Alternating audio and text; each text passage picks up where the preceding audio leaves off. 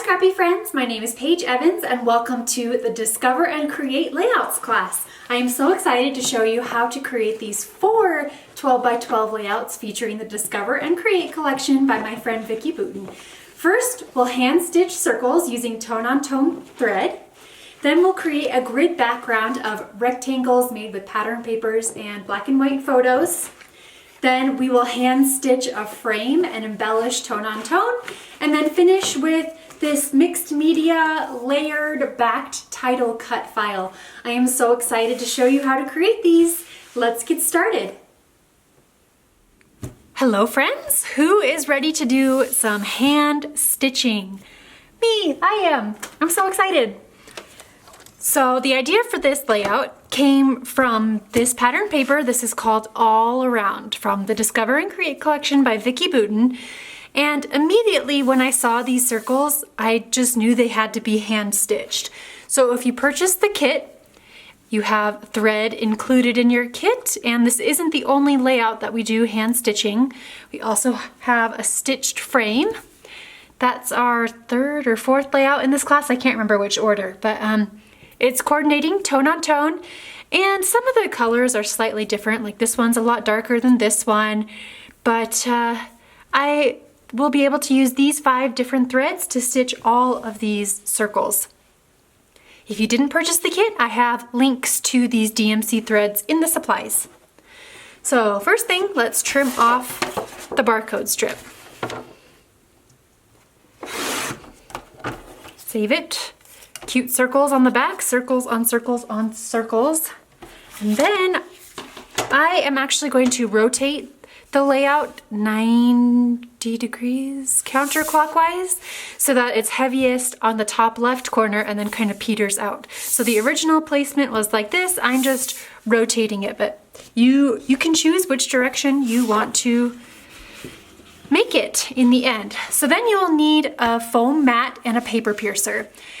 Hand stitching is optional. If you don't want to do it, you definitely don't have to. The background looks great as is with all of these colorful circles, but I love the texture that it adds. And so friends, the next step is to poke a hole let me just poke a few and then measure. I'm eyeballing this.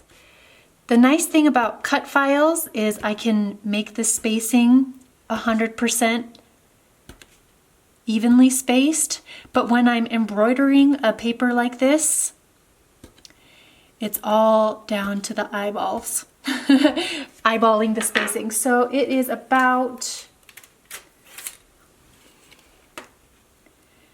oh my goodness, less than 1/4 inch, but more than 1/8 of an inch. Is that helpful?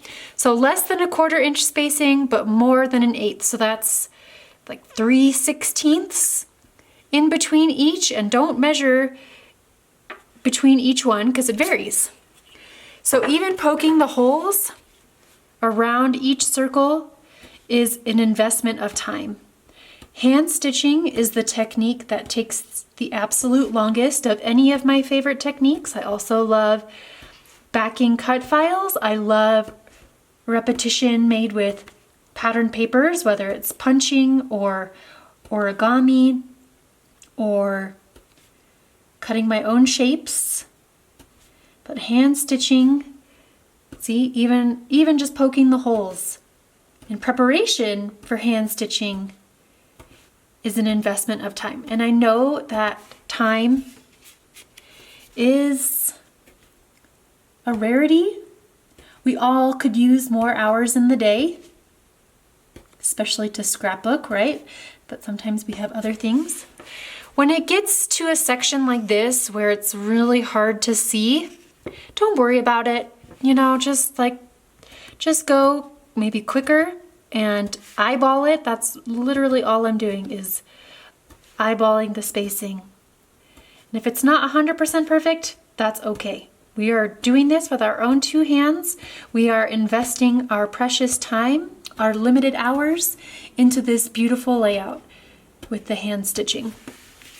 So I'm not going to record myself poking the holes around every single circle because it might take an hour or so. I'll time myself.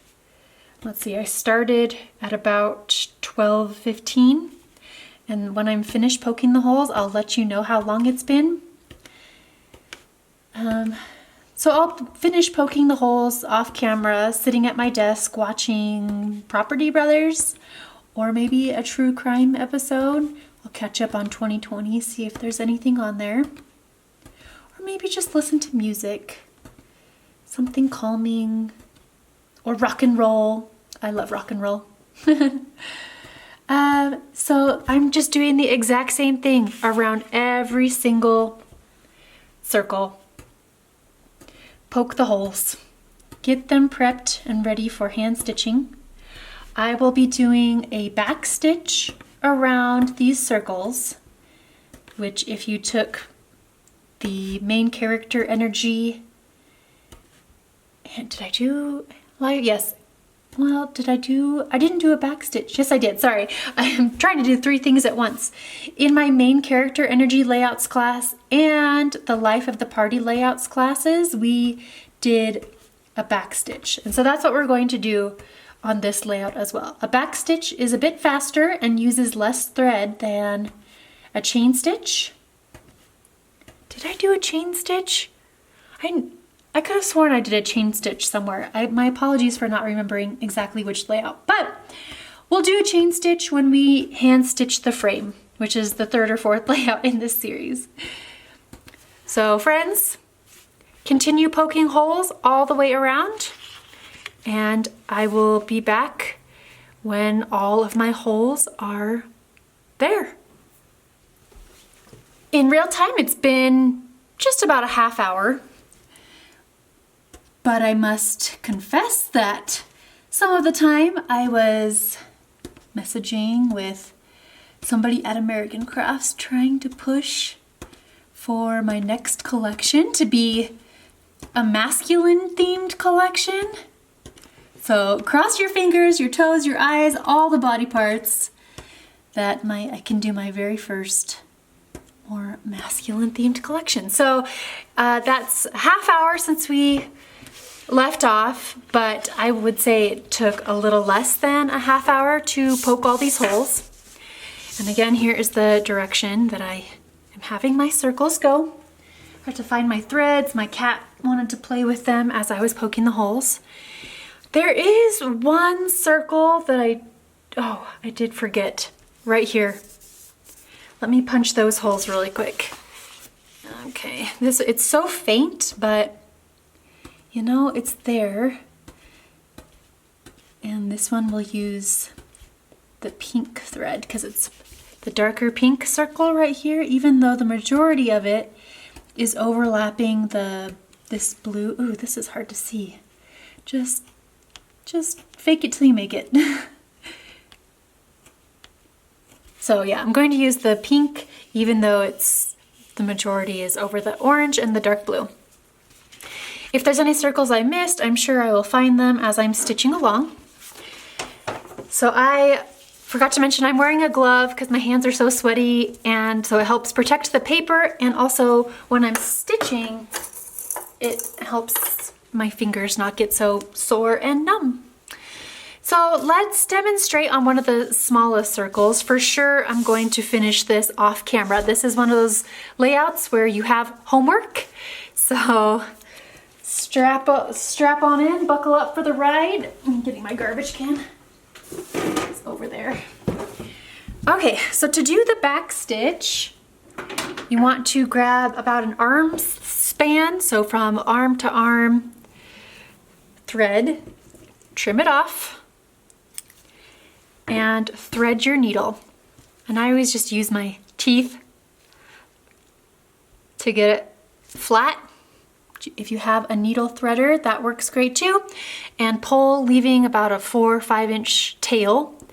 Tie a knot in the opposite end, and then I'm going to zoom the camera in so we can see the details. So just a sec. To do the back stitch, grab your needle. I'm using all 6 strands of thread. That's one of the most popular questions I get asked. That's a personal preference, and I just like the thickness. But of course, if you want to use fewer strands, absolutely, go for it. So with my needle threaded, all 6 strands, I'm going to start on this gray circle. It does not matter where you start. Bring your needle up through an empty hole and pull the thread until the knot catches at the back. Go down the next empty hole, and I'm stitching clockwise. And make sure I'm still in view. Good, right here. Pull until the thread is taut, not tight. If you pull too tight, this is paper, it's going to tear. So hand stitching just takes practice, and the more you do it, the more you'll learn about your limits and how hard you can pull the thread without tearing. So just until it's taut. Bring your needle up from the back to the front, out the next hole, pull the thread taut,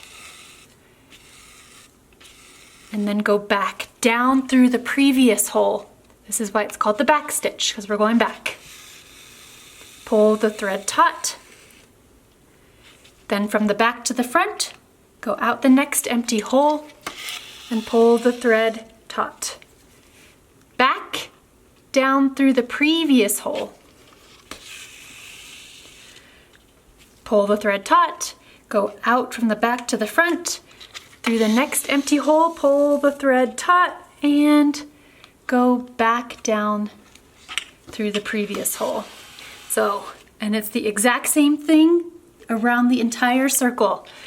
Out the next empty hole, and back through the previous hole. Out the next empty hole, and back through the previous hole. And that, my friends, is the simple back stitch. Super effective, very easy, relaxing, right?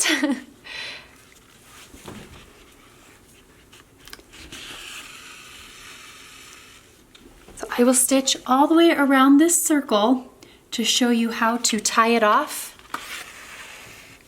And then the rest of the circles, well, friends, happy stitching, because it's going to take hours.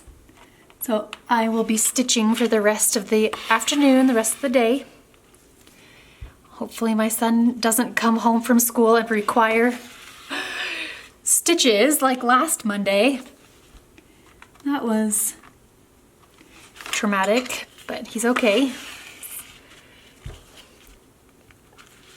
So you could also do a chain link stitch through these circles. However, I don't think that there is enough thread to be able to do a chain stitch on this layout and the frame layout, so you might need to buy more thread in order to complete both pages.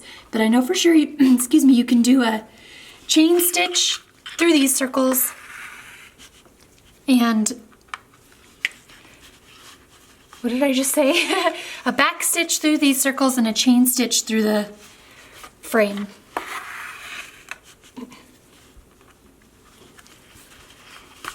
Sorry for my creaky voice.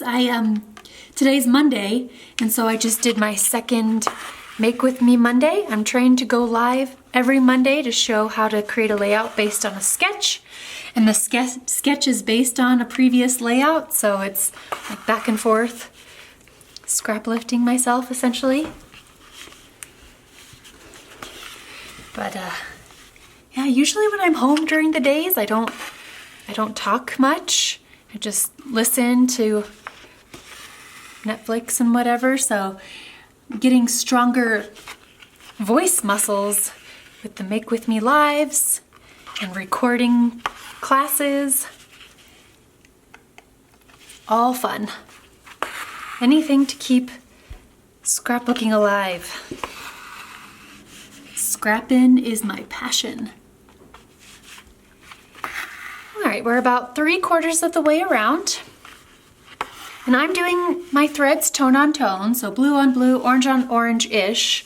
My orange is a little more yellow than this red circle, but in the end, I think it still looks tone on tone. And you could also do contrasting colors, so maybe for the blue circles, you do orange thread. For the yellow circles, you do pink thread, peach thread. For the cream circles, you could do any of the colors. So I'm excited to see how you adapt this and make it your own. You could also try machine stitching around the circles, although I've been machine stitching on my pages for, 2 decades now, almost 3 decades, and I still can't stitch a perfect circle with a sewing machine. But you could try. If I ever have to stitch circles with a machine, I do multiple circles. Rings of circles, so then it looks intentionally messy and imperfect. So that's my tip for machine stitching circles. We're almost done, so make sure I'm still in camera view. So out the next empty hole and down the previous hole. And then we're going out the next hole, even though it's the one with the knot on the back. So go out that hole with the knot and then back down through the previous hole, and this is our last stitch. So on the back side, after pulling your thread taut, flip your layout over and then pass your needle underneath a close previous stitch. Pull the thread until there's a loop. Pass your needle through that loop and pull, and a knot forms. So then you can pull the thread until the knot is nice and tight, and then use your needle or your scissors to trim the thread, leaving about 1/4 inch. One circle down, many to go. So I am just going to be stitching for the next, I can't remember how long it takes, 3 hours, 4, 5 hours. So happy stitching, friends. Real quick before I let you go to go stitching, I will be stitching all of the gray circles first, and then I'll stitch all of the same next color. So maybe I'll stitch all the oranges next, and then the yellows, and then the pinks. So I'll complete all of the same colors of circle at a time. And that's just easier to thread and rethread instead of going back and forth. Okay, now I will leave you to it. Happy stitching. The 5 dark blue circles are finished. So now I will stitch the, let's see how many, 1, 2, 3, 4 orange ones. Orange is done. This one, this one, this one, and this one. So now I think, let's see, I've got 3 colors left. Hi, Amy. I think I'll do the pink next. There's a lot of pink, so let's knock the pink out. The pink circles are done. Just have yellow and cream left. So I'll do yellow and finish with cream. The 3 yellow circles are stitched. I have these 4 cream ones left, and then we will finish with photos and embellishments and journaling and all the fun things. But it looks like I forgot a circle down here. And that's with pink thread. So just a few more. Finishing up the last few stitches on the last circle now. And then I'm gonna go take a nap. So remember to tie off the thread on the back. Flip the layout over, pass the needle underneath a stitch that's close, pull until there's a loop in the thread, pass the needle through the loop, and then pull until the knot is tight. Get my scissors, I left them over there. So trim off the thread, leaving about 1/4 inch tail. And flip it over. Even this side looks cool. I like how the circles look. And this is kind of like a chain stitch where it's double thickness. But I'm using the circle side. Here it is. All right, I will finish this up next. It'll be tomorrow in real time, but you know, seconds in the video. See you soon. So we've got a lot of circles. So circles is going to be the name of the game for the rest of this page, including the shape of the photos. So in Silhouette, you can create shapes and drag and drop photos into them and print them out and even cut them out. I do have a tutorial on my YouTube channel showing how to do that. So that's an awesome way to get circular round photos. So I am adding my photos onto the background. Technically, since my photo is slightly larger than this circle, I didn't have to stitch that circle, but I forgot and stitched it anyway. So I'm using this orange circle as a frame for this round photo, covering up this cream circle, and then placing the smallest round photo up here. So my photos are cascading with the stitched circles. So I'll go ahead and add these in place with liquid glue around the edges, in the middle, eyeballing it to center it right in the middle of this orange stitched circle. And then once again, add liquid glue around the edges, in the middle, right over that stitched circle. And then this one, liquid glue on the back and right over like that. For embellishments, I'll be using die cuts, puffy stickers, and cardstock stickers and stickers from the sticker book. Not everything will be round. Some things will be words, phrases, and hearts and arrows. Bring in all those embellishments. So for my title, there is this circle that says, "Life is art, live yours in color." And I've got, excuse me, my big circles over here, so I feel like it's a nice balance to have this title piece up here, but I am going to change the title to Two Great Cats. These are my cats, Amy and Sandy. So right up in here in this empty space. From the puffy stickers, there's the yellow word that says great. So use that to cover that sentiment right up, and then use a black pen to handwrite the rest of the title. So Two Great Cats. Okay. I'm going to use this two, because there are two of them, and overlap it over this bottom left side. From the sticker book, there are pages of colors. So there's the purple page, the orange page, and some that don't have the labels and circles, but I'm focusing on the ones with the circles, with the labels. I'm going to use basically the rest of them.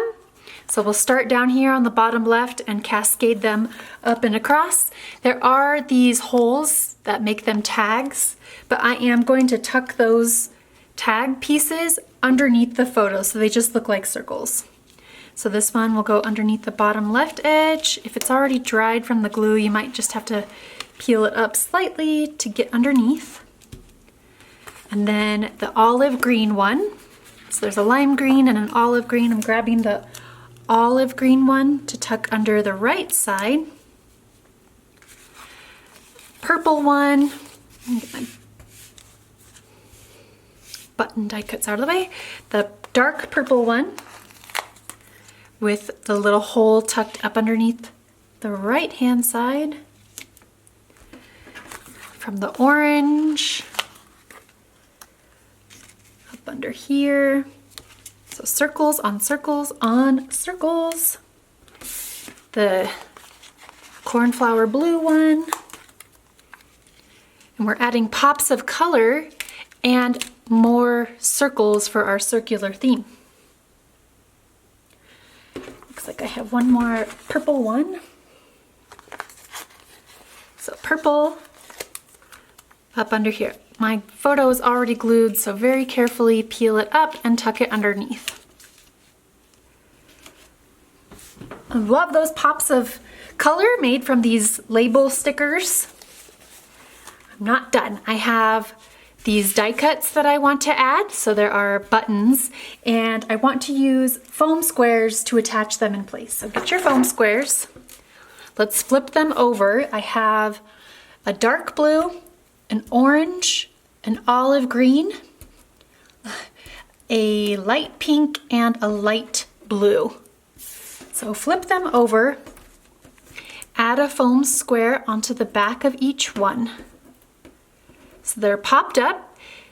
The stitching, the thread gives the page some dimension. So we have all these different depths and thicknesses of elements going on the page. So foam squares create shadows.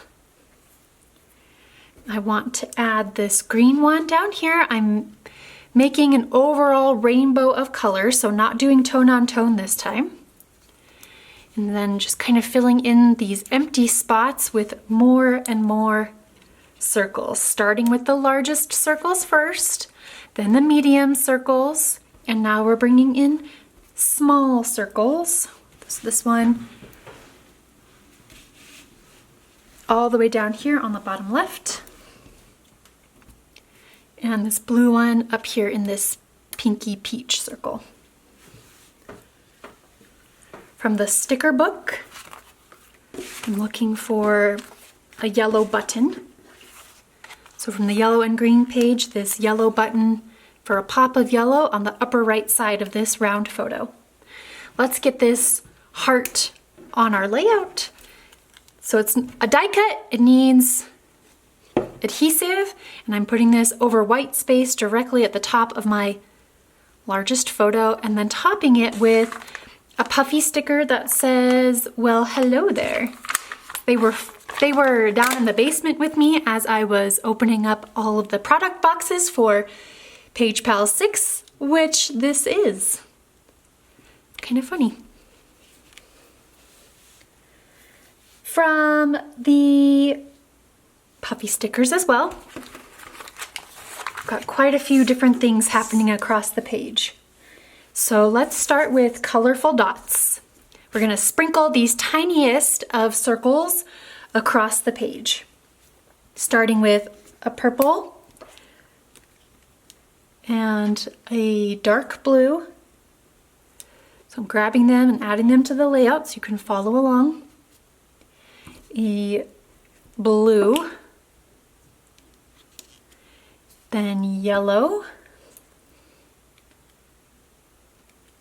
and orange. All the colors of the rainbow. Orange, another yellow, this one's a little brighter. A light pink. And another light pink. Great. Also from the puffy stickers, there are these black words.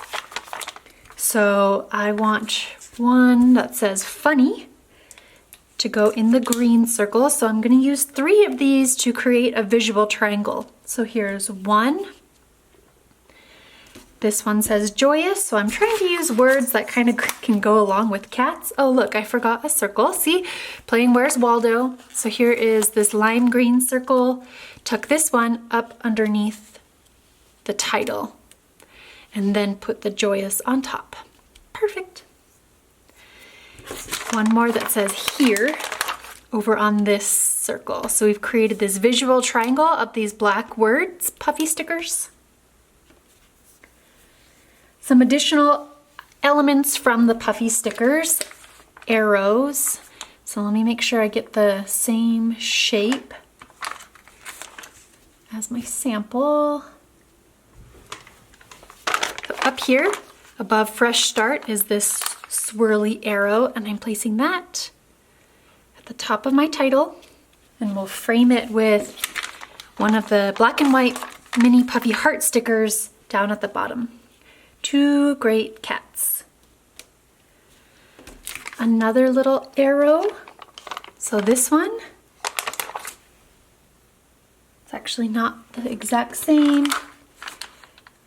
I might have used it. No, it's right there. All these arrows are similar in shape, but I just want to make it the same as my sample.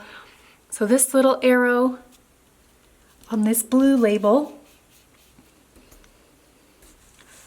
and then this swirly arrow on the purple label.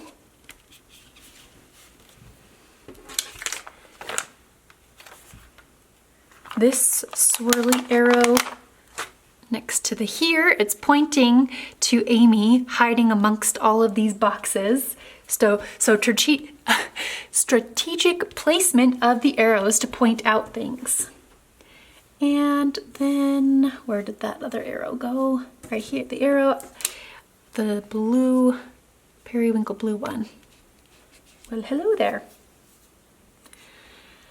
On this orange label, there is an ampersand, a little black ampersand, so adding that in between and then using the black alphabet stickers from the sticker book and grabbing an A for Amy and an S for Sandy. So whatever your pictures are about, you can add the letters to make their initials, Amy and Sandy. We are almost done. The very last thing that I want to add is gold cardstock dots sprinkled around, just 3 of them for another visual triangle. So add liquid glue onto the back,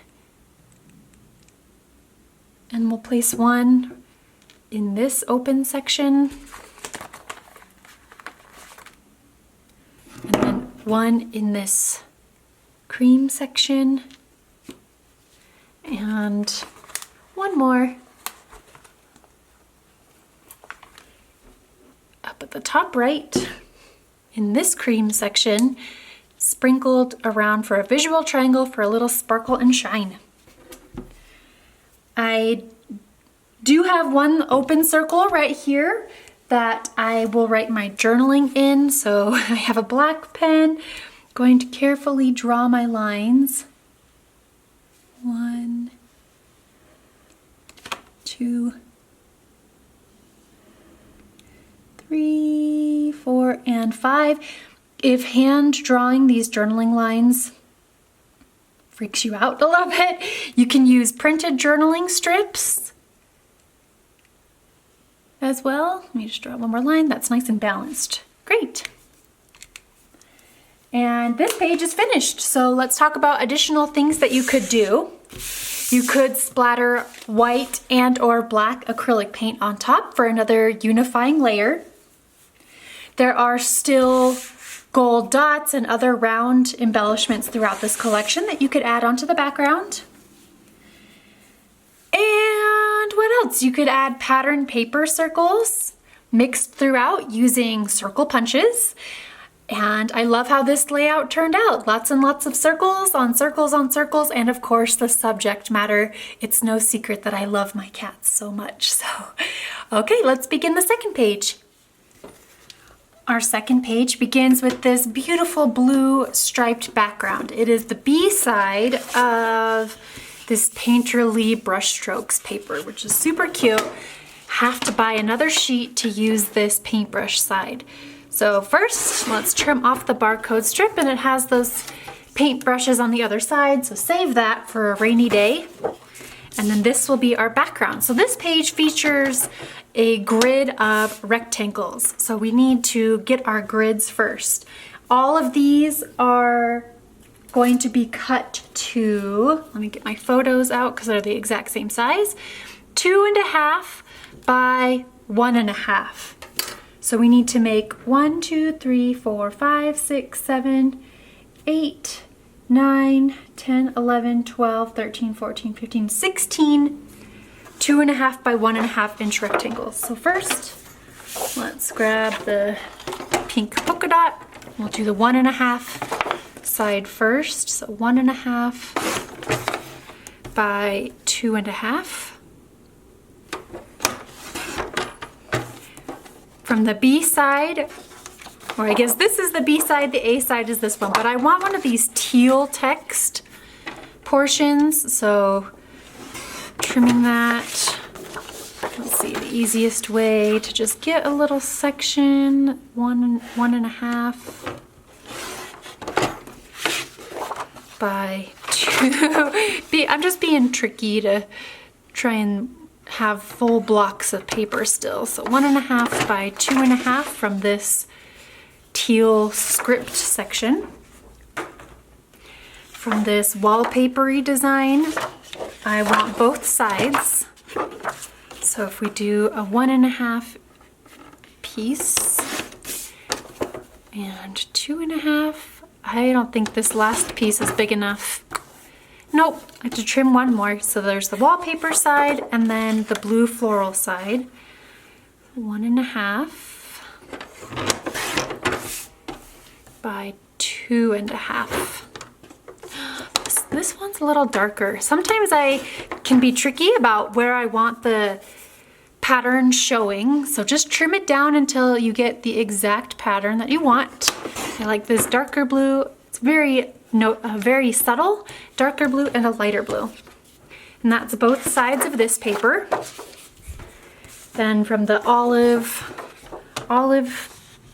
yellow side, I'm trying to see if I want both sides or just one side. I think for now it's just one side, but I reserve the right to change my mind if I see that I did want the newspaper side as well. So there's 1.5 by 2.5. From the stripe side, I want the stripes going vertically.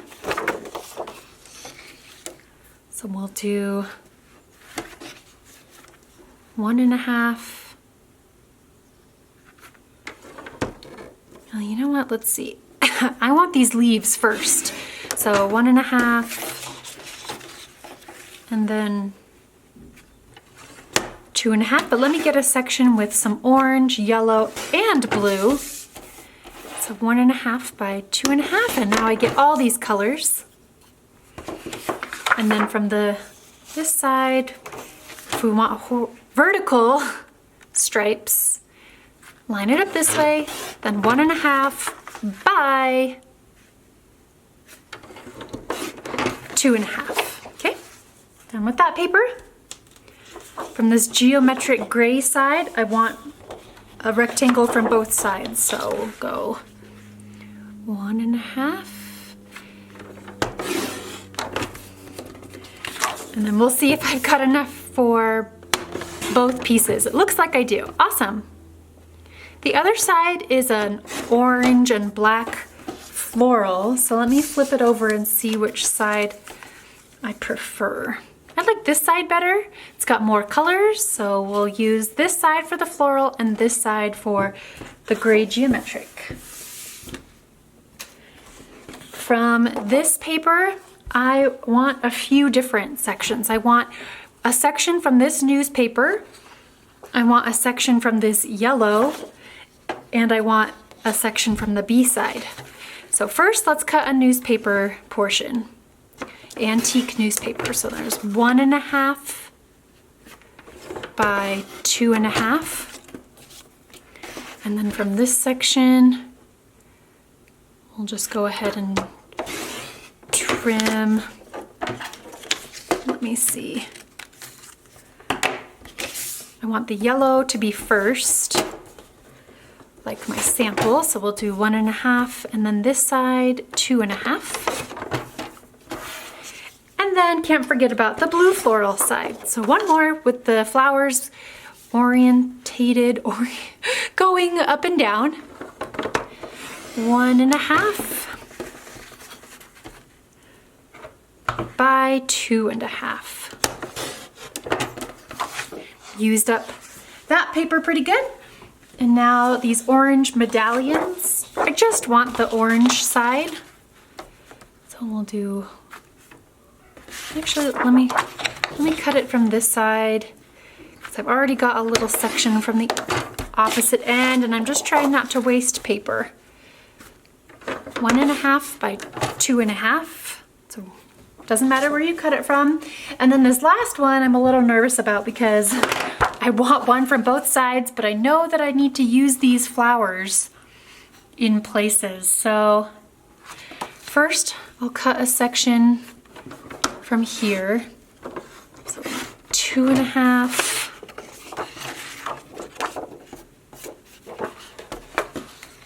1.5. Yeah, there's so many of these flowers that I want to fussy cut, so, oh, that's right here, 2.5. Okay, so I'll have that section for the blue floral. And then let me cut one more piece from, birdies outside are going crazy. Oh, let me look at my other layouts just a second. Okay, if I cut it from right here, I should be okay. Still have all the flowers that I want for fussy cutting. So line it up at 2.5 by 1.5.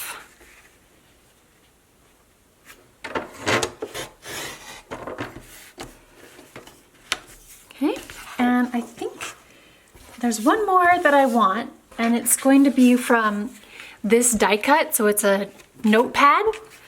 So first I'll trim off the brown bottom and then cut it to 1.5.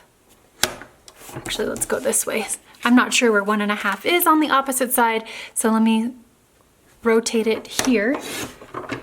And then keeping this notebook edge, line that notebook edge up to 2.5 and then slice, and then this card is 2.5 by 1.5 like the rest of our rectangles, and this will be the perfect spot for journaling. Let's bring in our page and the photos, and we'll start placing them in a grid design. Okay, so photos, papers. I'm not gluing anything down yet. I just want to get the placement and then make sure my spacing is even. I want to wrap some of these patterns with the thread that we used to stitch the circles for some fun texture. And then we'll glue the things down and continue embellishing. So lots to do, but it comes together pretty quickly and easily. I love a good grid. It makes it a little less intimidating to fill up an entire background if you just focus on one little shape at a time. So in the February Page Pals classes, we did a grid of circles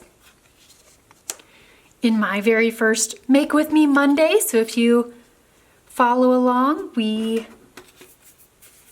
make a layout based on a sketch every Monday, and the very first one was squares, a squares grid. So it's no secret that I love making grids. Just change up the shape and you get completely different results, or change up the collection. You know the drill. So my planning behind this is spacing out colors and spacing out photos, spacing out patterns, so it's even Stevens.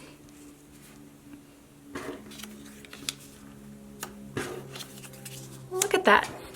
Correct number of photos and the pattern papers.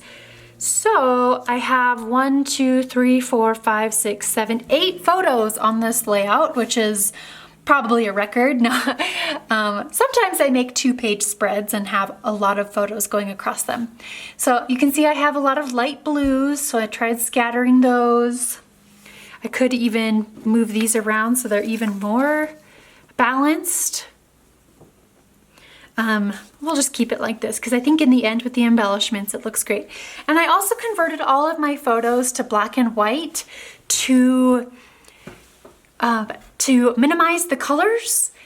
Sometimes the colors are, you know, more pastel or there's bright greens, but this collection does have black and white. So by converting the photos to black and white, they really match along with this collection. It looks like it's kind of even sepia tone. My printer printed it out, so it matches the faded newspapers and creams as well.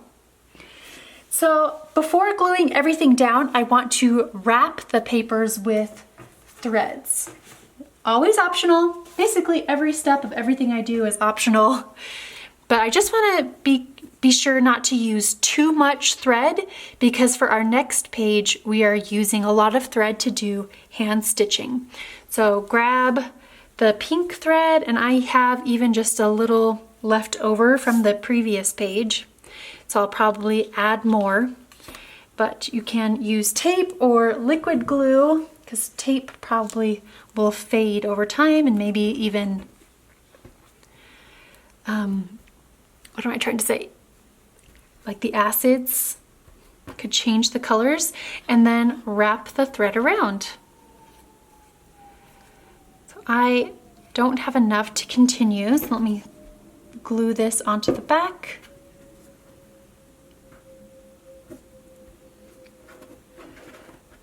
Then grab more of the pink thread and we'll do the same thing.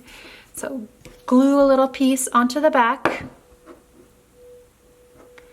And once it's set, wrap it a few more times. You can crisscross back and forth. Just cover it like that. And then we'll glue the other end onto the back. Don't wrap it too tight. If you wrap the threads too tight, it's going to warp the paper and crinkle it. And we don't want that. We just want a loose wrapping of these rectangular pattern papers. Got a little thread coming loose. Glue that back down. So the pink one is done, and I'm doing tone on tone. So for this olive greenish, yellowish one, I'll use the yellow thread. So same thing, let's start with some glue on the back to hold the end in place.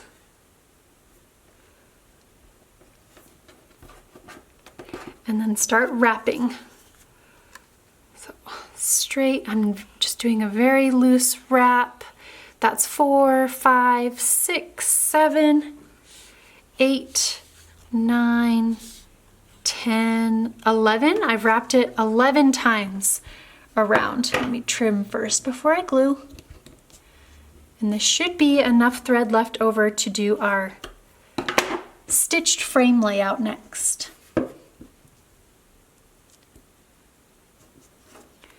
So the yellow thread we can put away. And then let's do the gray one. So here's the gray geometric pattern. Get about an arm span of thread.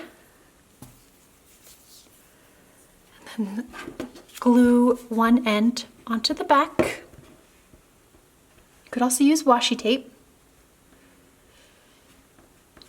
Flip it over and let's wrap it about 11 times. So 1, 2, 3, 4, 5, 6, 7, 8, 9, 10, 11.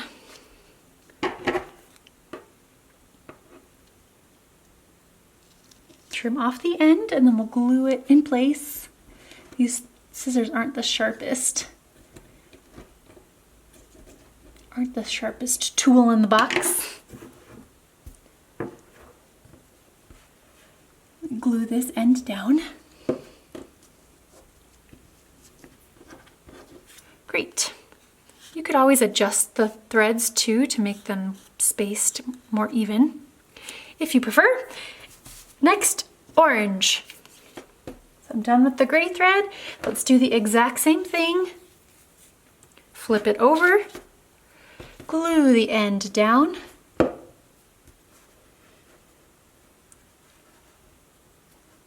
Press that into the glue.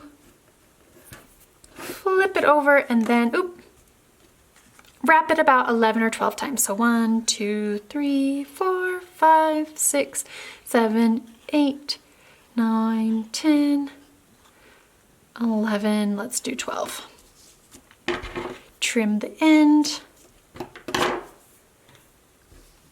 Glue it in place. And this just, I mean, I've said it before, but it just adds a really fun extra element of texture and interest. And since we have the threads in the kit, if you got the kit, you might as well use them. Last one, let's wrap this bottom right one with the cream thread. So there's some cream on this square. This one's also more cream, or even the leaves, so totally up to you which rectangle you want to wrap. I tried to space the wrapped rectangles evenly across the background. Maybe not 100% even, but just spread out so they weren't all next to each other. And flip it over and wrap away.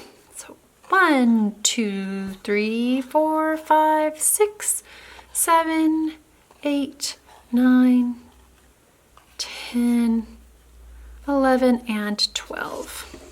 So trim off the end, glue it in place.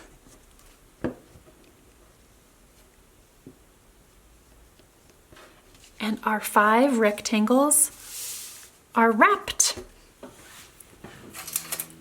To begin gluing, let's find the center of the layout. So grab a ruler and find 6 inches in, 6 inches across. That's perfect. I don't want to make a very dark mark though, because you'll be able to see it. It's not getting covered. So from there, I am leaving about a 1/4 inch gap. So just slightly more than a 1/4 inch between all of the pieces. So this, if you're using this paper, there's a wider dark blue stripe that I will use as my center line and then work my way out. So to glue these down, one at a time, flip them over and use liquid glue to attach them in place. I will play some music as I am gluing all of these down one at a time. It's just repetition, same thing over and over, gluing one pattern paper, one black and white photo at a time.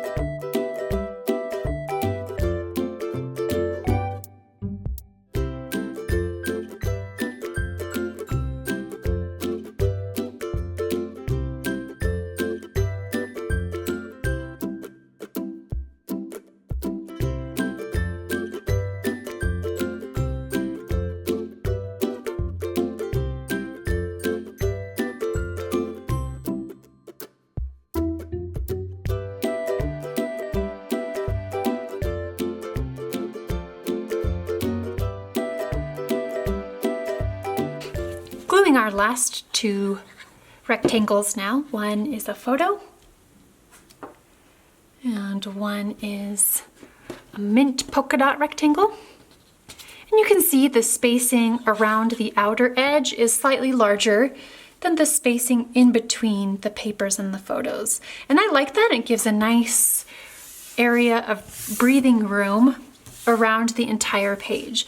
You could add machine stitching around the border and in between if you want to do that extra step and create a really fun textured quilt-like vibe. For embellishments, I'll be using the same things as the previous layout: puffy stickers, cardstock stickers, things from the sticker book, and die cuts. One at a time. Let's just go through and embellish, one rectangle at a time. So on this upper left one, this Love This arrow die cut, and I will attach it with very tiny foam squares for a tad of dimension to create shadows underneath the rectangles that have the thread. Those are lifted up because of the thread, and so I like having the dimension and shadows across the entire page. Love This, and then spell my son's name with these black alpha stickers, F-O-X. He's got a short name, so these will fit. I'm starting with the middle letter first, and F-O-X, which always reminds me of You've Got Mail. I love that movie. I got a cat hair. Did you see Amy walk around my filming station? She's so silly. Love This Fox. No embellishments on the photos. I want them to stand out on their own. On the pink square, using a puffy sticker that says Ordinary Life. Right on top. You should use liquid glue to attach everything in place just to make sure it stays in place forever. Center this one right on top. There's a vellum die cut that says Every Picture Tells a Story, so I'll add some liquid glue across the back for this upper right rectangle, and then top it with a paperclip puffy sticker, as if it's holding it in place. Every picture tells a story, like that. Photo, leave it as is, and then this olive green, there's a die cut that says Dreamer, so add liquid glue across the back to make it sticky. Place it slightly under the center, and then we'll embellish a little tone on tone with this olive heart from the sticker book over on the upper right side, and then we'll finish with a mini puffy arrow sticker. Let me find the one I used right here. So going right above the Dreamer, and I like the pop of black and white, brings out the black and white photos and papers. Moving on to the black and white striped one. So this die cut says The Vibe.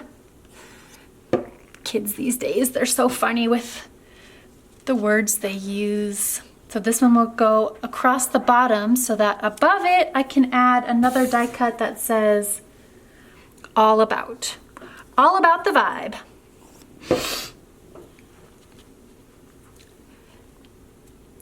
Going to dot the I in Vibe with a black and white star puffy sticker. It's always fun to dot eyes in words with other things. All About the Vibe. Notice I tucked the edges of the sentiment underneath the paper and the photo. You could have them overlapping too. Leave the photo as is, and then onto the floral rectangle. From the cardstock stickers, grabbing a black and white camera. So that will cover up most of the flowers. And topping it with a Hey There black and white puffy sticker. So camera, taking lots of pictures, like that. In the die cuts, there are sentiment labels like this, and I cut them apart. So the one I'm using on this blue flower background says Noteworthy. So blue on blue. And it fits perfectly right across. And then above, tucking an oval cardstock sticker. It says "These Stories." Done and done. Skip over the photo, it's perfect as is. And then on this one, this is the only rectangle where it overlaps onto two, but there's this pennant die cut that says "One of a Kind," which is, I thought was cute. So I'm going to bend it up a little bit and add liquid glue just across the top back side of that paper clip so the edges can lift and bend. And then all I'm going to do to embellish is add a tiny arrow puffy sticker right above the "of a kind" portion. Awesome. On to the next. So the gray wrapped rectangle, there is this label that says 1. It's a die cut. So add that right on top. Going to cover up the 1 with a puffy word sticker that says "Currently."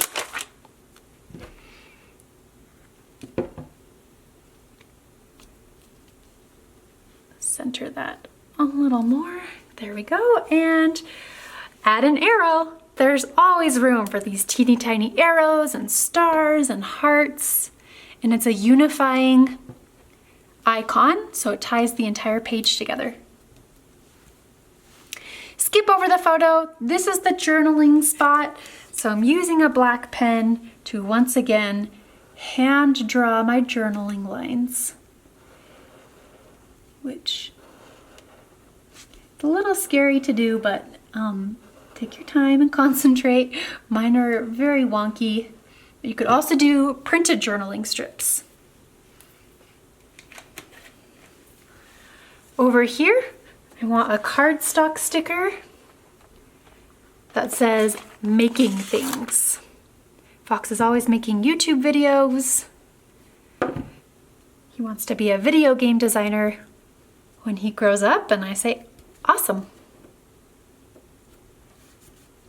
Skip over the cute photo of him holding Sandy Cat. And on this blue floral rectangle, there's this black cursive epic puffy sticker. So add liquid glue to make sure it stays in place. It comes with a little eye to dot it, so best as you can, grab that tiny dot, add liquid glue so it doesn't fall off, and press that eye for the dot for the eye into the glue. Above it, I'm adding a black push pin. Is that a cardstock sticker? Nope, it's from the sticker book. There it is. So from this page of the sticker book, a little black push pin pinned in place. Here's another one of the cut aparts that I had to cut with scissors. It says "So Amazing." So we're doing some tone on tone, but adding colors into the mix as well. So orange on orange. Here's where it was a lot of color on top of this kind of blue background. But we're sort of sticking with the tone on tone embellishing method. And then topping with a black and white star puffy sticker. 3 more to go. Skipping over the photo, we're onto the leaves page. So from the cardstock stickers, there's this wheel that says "This." So adding that centered onto the leaf paper, and then one more push pin. It's a blue one this time. So from the blue page, blue pin. Great. So got some things holding things in place, right? We got our paper clip, another paper clip, push pin, push pin. On this teal text or script, here's a vellum die cut. It says "The Details." But down at the bottom, so I've got room at the top for adding this die cut that says "Every Day." Tucking this behind "Every Day, the Details." And then topping it with another black and white puffy star sticker. It's coming together quickly, easily, but it looks awesome. We're on to the last one, so skip over the photo. I've got a little glue on there. On this rectangle, I'm using a yellow vellum die cut that says happy. Little glue across the back, place it right on the middle, and topping it with one more black and white puffy star sticker. Like that. This page is done. So easy, quick, results are fab. Additional ideas: before you put the rectangles on the background, you could splatter black and white acrylic paint, black watercolors, white acrylic paint. I love that mixed media look.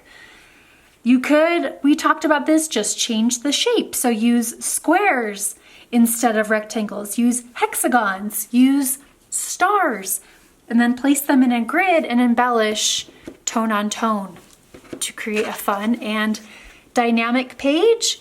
And also remember, the black and white photos helps tie the entire page together. I bet color photos would look awesome as well though, so that's just a personal preference. On to our third layout, which features more hand stitching. Yay! If you purchased the bundle of Page Pals kits or this Discover and Create kit separately, you have a background with these holes that are semi pre-poked for you, but oftentimes the holes didn't get poked all the way just because of my machine. So we probably will need to go through and poke the holes so we can see them. But first, let's trim the cardstock to 12 by 12. If you purchase just the digital class, you do have the cut file for making this stitched swirls frame, having the Cricut or Cameo cut it out for you. So yeah, if you can't see the holes all the way, or if the holes didn't cut all the way through, you'll need to use a foam mat and a paper piercer to go ahead and poke a hole through all of these dots. And sometimes when I'm poking holes like this, I'm thinking in the back of my mind, every single hole will eventually be stitched. So this is a time commitment, my friends. Hand stitching takes the longest of any technique, and I think each row, so I'm going to use 4 different colors of thread. When I was making the sample for this layout, I originally used 5 colors of thread. So the dark gray, when I stepped back to look at my page, my eye immediately went to the dark gray thread color. It was just too dark. So I ended up taking out about 50% of my stitching and restitching it. So I ended up stitching probably 2 or 3 more extra hours. I think it probably takes an hour to stitch one side. So if there's 4 sides, that's about 4 hours of stitching. But I didn't time myself, and I'm just guessing. It could be longer, it could be shorter. But I'm already thinking of what I'm going to watch as I'm stitching it this time. So if your template, if your background, the holes didn't get cut out all the way like mine, just take the time. It's also just helpful to ensure that you can see the holes from the front and the back, because you do need to see them from the back when we're doing the chain link stitch. You could also do a back stitch. I showed you how to do that in the first layout, right? what was the, yes, for the stitched circles, we did a back stitch. But I love the texture and the thickness from using a chain stitch, and I also love using all 6 strands of thread. I know there are some stitchers who prefer using 3 or 4 strands of the 6 strands that come in a skein of DMC floss. So that's personal preference. I just like it a little thicker. So take the time to finish poking the holes all the way around, and then I will come back and demonstrate how to do the back stitch, and I will zoom in too so we can see how to do it closer. All right, I'm just going to finish poking these holes. Hopefully the holes are a lot easier to see now. If you are cutting your own, be sure that the swirled frame is in the middle of a 12 by 12 canvas when you're cutting it out. Otherwise, your frame is going to be off-centered. So you want it centered in the middle, and then grab your 4 colors of thread. So I used the light pink at the top, and this is, all of the swirls are different. So this is kind of the whitest corner. Just be sure it's like this. So we'll do pink at the top, yellow on the right, orange on the bottom, and cream on the left. Let's start with the darkest color so that hopefully you can see it best. So we'll do orange at the bottom, and I go from corner to corner just about. So we'll start on the bottom left-hand corner. Let me zoom in so we can see. So just like when we were stitching the circles, I wear a glove to protect my paper because my hands are sweaty, and to protect my fingers as I am sewing. So I've grabbed about an arm span of thread, again using all 6 strands. Going to thread my needle. So thread your needle and pull. This time I'm going to have about a foot tail.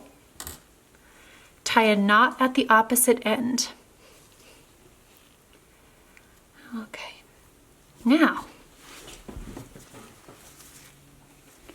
to do the chain stitch, I'm going to start, like I said, from corner to corner. So let's just pick this hole to be the start. And first we're going to do a double stitch. So we're going to stitch through the same 2 holes twice, and then every stitch after that is going to be a different stitch but the same. So bring your needle up and then pull until the knot catches. Go down the next hole, pull until the thread is taut. Don't pull too tight. We don't want to tear our cardstock. Go back up through the first hole and down through the second hole. We've made a double stitch. Now we'll do the chain stitch. So bring your needle up through the next empty hole, and to create a link, pass your needle underneath the previous stitch and pull until the thread is taut, and go back down through the hole you came out of. That's 1. We repeat that the entire length. So bring your needle up through the next empty hole, pass your needle underneath the previous stitch, pull the thread taut, go down through the hole you just came out of. Out the next empty hole, pass your needle underneath the previous stitch to make a link,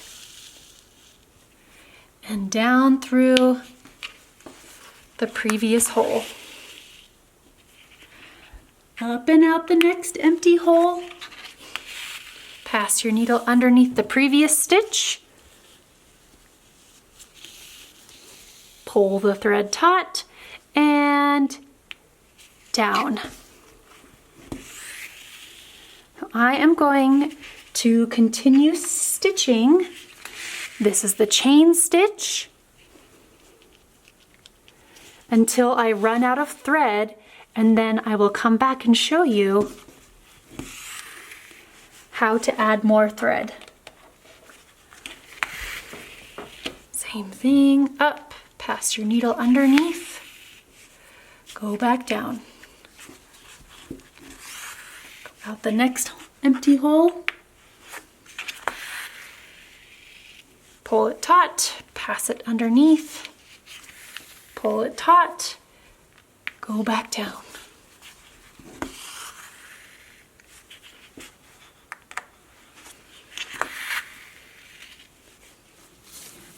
It has been about 23 minutes since I started stitching, so it's looking like it'll take about 45 minutes to do each side. And I am going to run out of thread, so I want to show you how to tie it off and to add more thread. So this will be my last chain stitch. You want to have enough thread left on the back to be able to pass the needle. So this is the back side. I've turned it over to the back side. Let me make sure I'm in view. Pass your needle underneath the previous stitch and pull until there's a loop. And then pass your needle through that loop and pull it tight to make a knot. Trim off the excess thread and then add another arm span of thread, or trim another arm span of thread. Thread your needle, and starting where you left off is slightly different than starting the next color altogether. I need to thread my needle. Needle is threaded, pull a tail, about a foot long tail, tie a knot in the opposite end. So instead of doing a double stitch at the beginning, since we're just continuing, bring your needle up through the next empty hole and just pretend like you're still stitching with the same strand of thread. So you pass your needle underneath the previous stitch to make a link. Pull the thread taut and then go back down through the hole. Just be careful you don't poke your needle through the knot on the back. So going at a slight angle helps alleviate that. And we're just going to keep stitching. So bring your needle up through the next empty hole, pass your needle under the previous stitch to link it, and go back down. So I've got about 20 more minutes of stitching with this orange thread before I switch it to yellow. Happy stitching!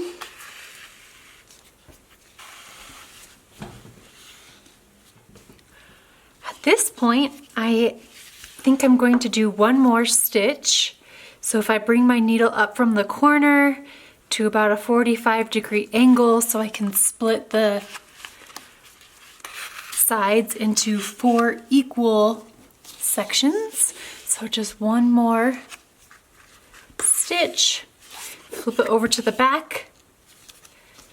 Poke myself. Or try not to do that. Pull the thread until there's a loop and then pass the needle through that loop to make a knot. Trim off the thread with about a 1/4 inch left. And I have 1/4 done, 25%. So what's nice is I can just continue stitching. So I am going to do an arm span of yellow thread and get my needle threaded. So same as before, I have an arm span of thread, all 6 strands. I've got a knot at the opposite end and I've got a 1 foot, 12-inch tail. So I'll just continue stitching like I did when I added more thread.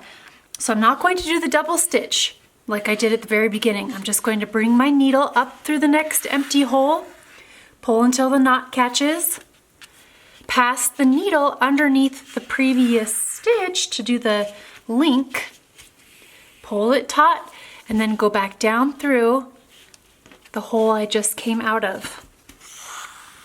And continue stitching the chain stitch across this entire side.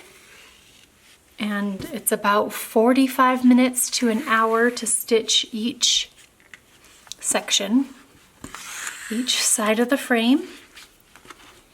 So I will check in again once I've got all of this yellow stitched. And again, I will put my needle at a 45-degree angle and probably stop at this hole right here before switching to pink and finishing with cream.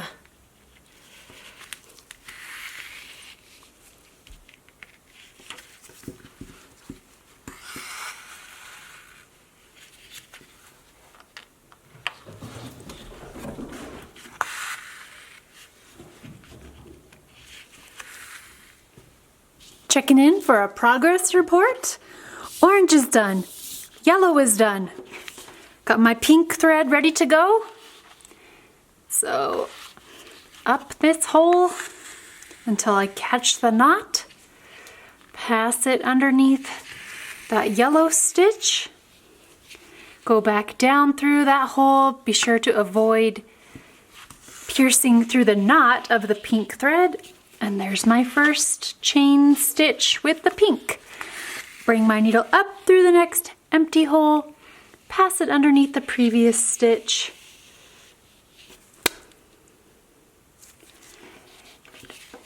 Go down through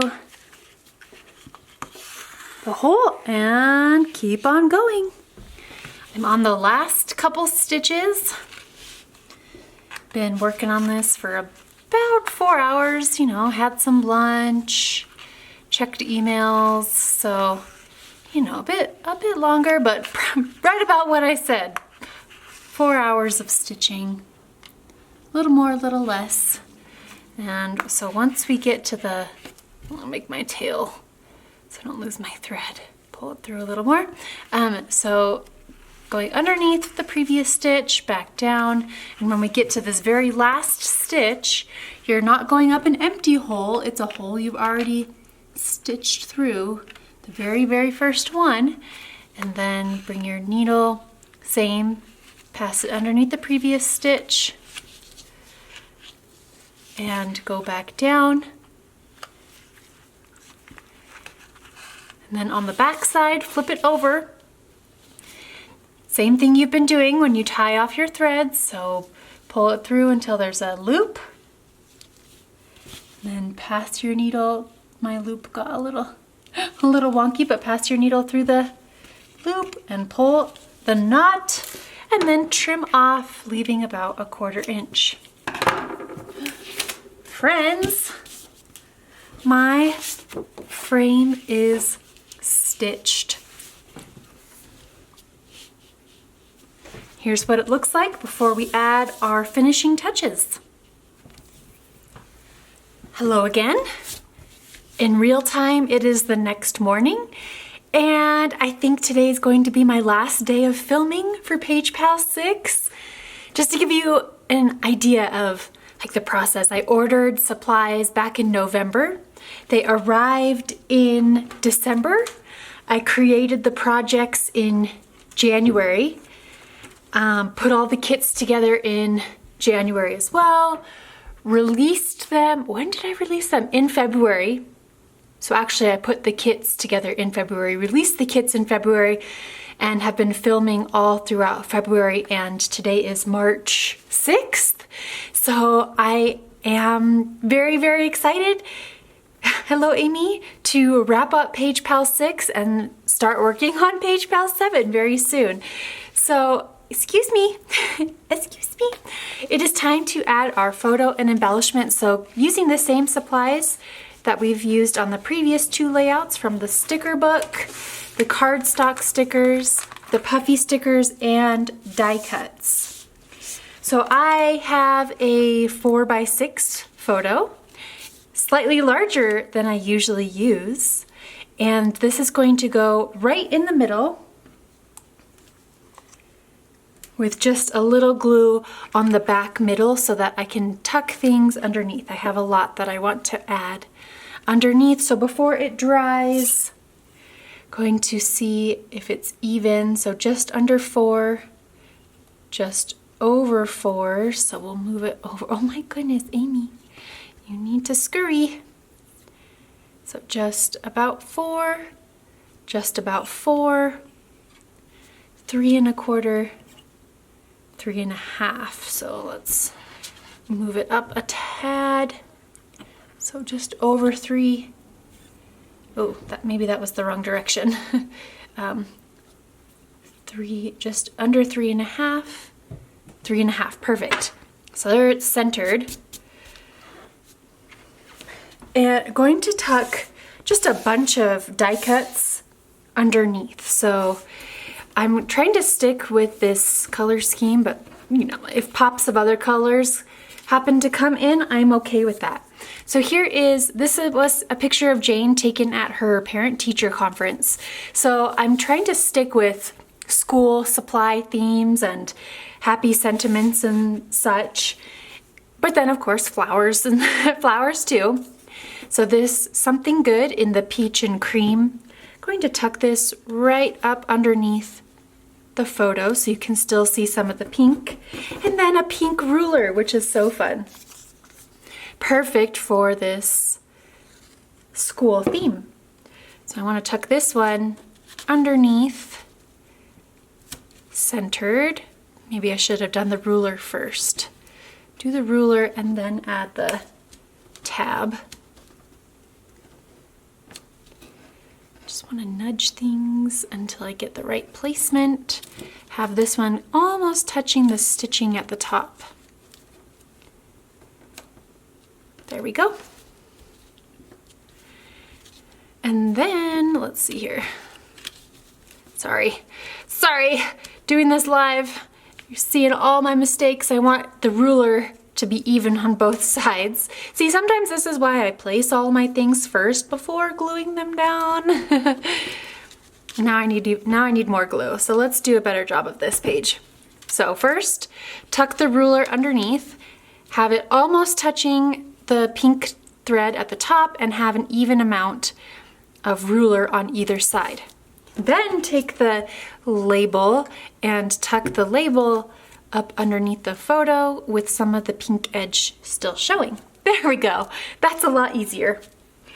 Now there's this cute envelope with a little letter and a pencil.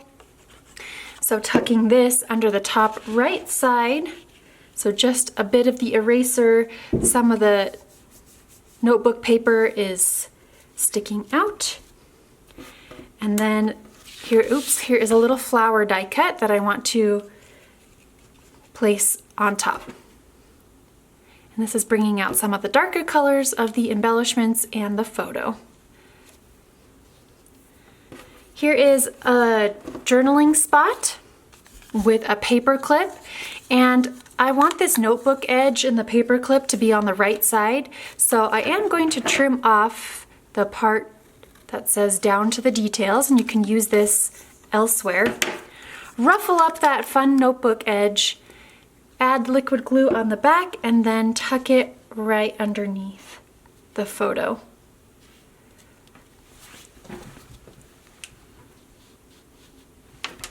Great. Across the bottom, I want to add a piece of the black scalloped cardstock border. So let me grab the whole thing, see how much I want. I want it to go from edge to edge just about, so trim off a piece that fits the length of your photo. I have a tiny jagged edge over on the right, so trimming that off. And then do add liquid glue onto the back because it does need that extra reinforcement. And tuck this under the bottom edge of the photo. like this. Looking good. So we're working our way around the photo. Now we're over on the left side. There is this card with a black outline. So I am going to carefully cut off the majority of that black outline. So I'm just left with the journaling card with the flower and the gold faux paint splatters. And this I will place on top of the photo. So sometimes things go on top, sometimes things go underneath. We're just creating all kinds of layers for this focal point photo right in the middle.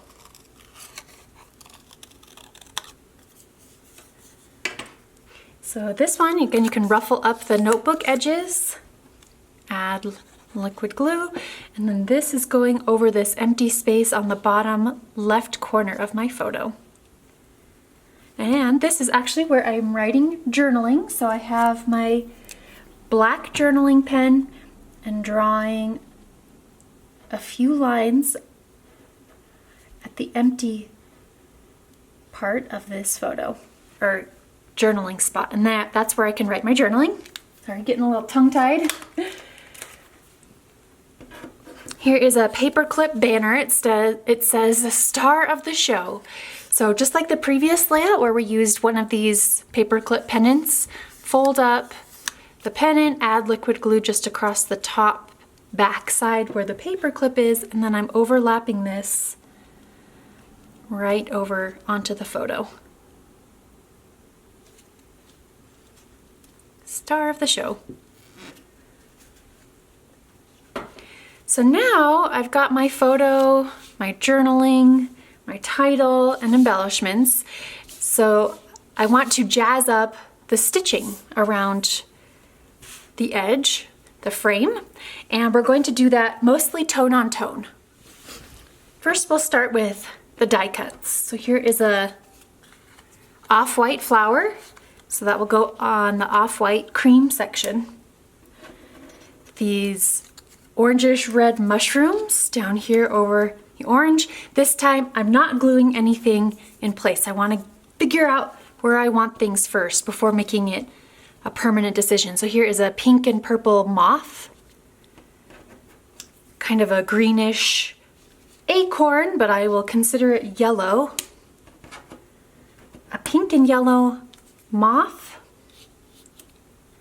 A little red ladybug, which we'll use as orange, and then a tiny cream yellow flower. So those are all of the die cuts that I'm using.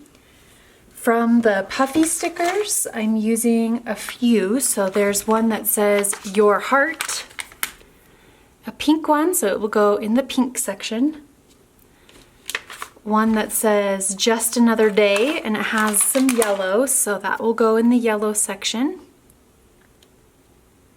And then one that says Do Your Best. So these are kind of school appropriate, right? And this is orangish red, so down in the orangish red section.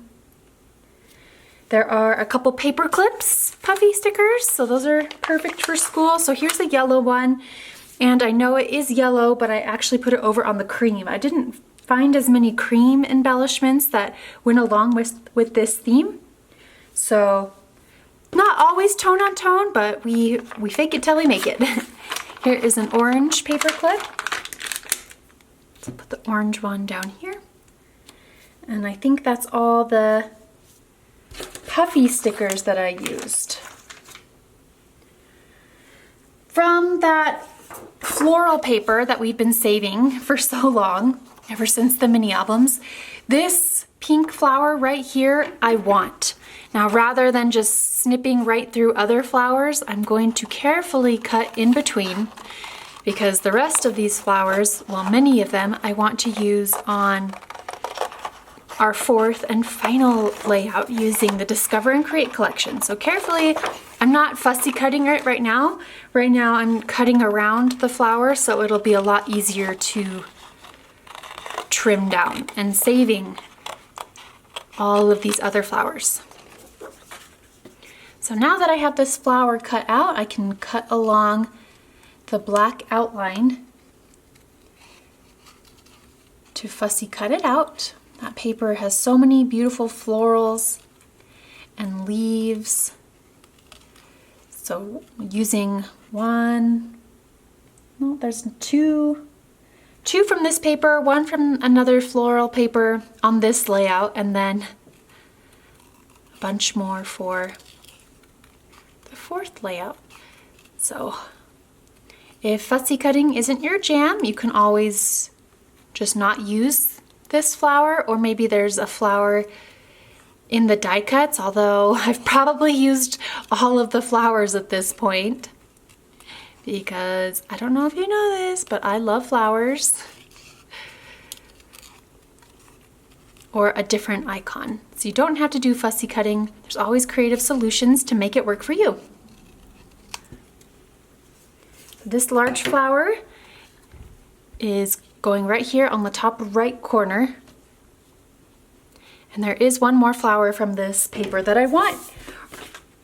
This one that was right next to it, this pale yellow flower. So same thing, carefully cut around it first, and then we'll go back in and fine tune it. So cut it out and then cut around the black outline, and it doesn't have to be 100% perfect. Nobody's going to come with a magnifying glass and say, oh my goodness, you didn't cut that out perfectly. Nope, not gonna happen.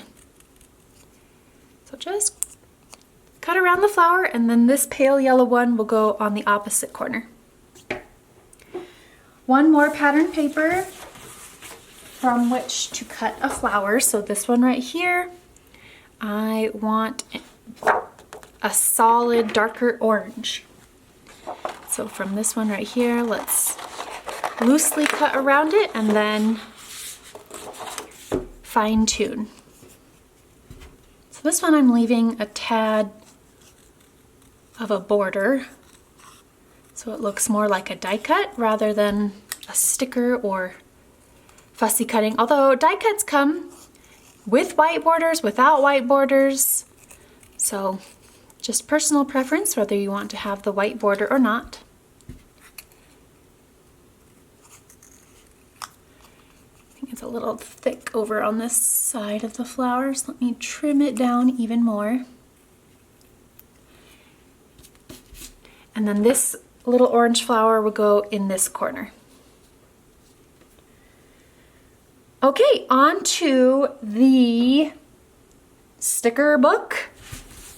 So from the sticker book, we're going to have a little scavenger hunt. I don't have any blue. I also didn't add any purple. From this page, I added this orange heart right at the top, off center. So here's the center of the orange just to the left. And then I'm just gonna go around. So in this little open loop, it looks like I added a tiny orange heart, which can be found right here inside this loop. From the same page, I added a pencil in the yellow section. It could go either way. It could go orange or yellow, so adding it in the yellow. There is a push pin, an orange one, but it also could work as yellow, so adding that onto this loop. From this same sheet, we've got a lot of oranges and yellows on this page, and pink and cream, so this page is perfect.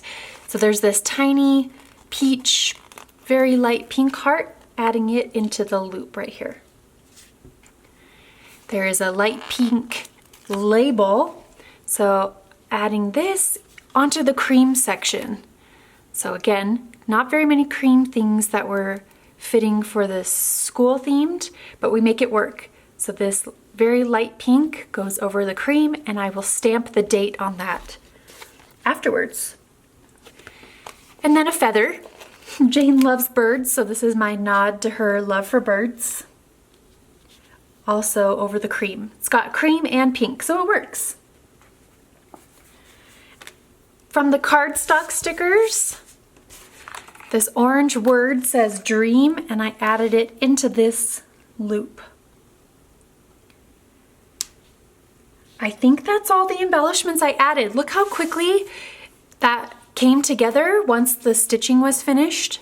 So now I am going to go through and add liquid glue onto the back of everything to make everything stay in place permanently.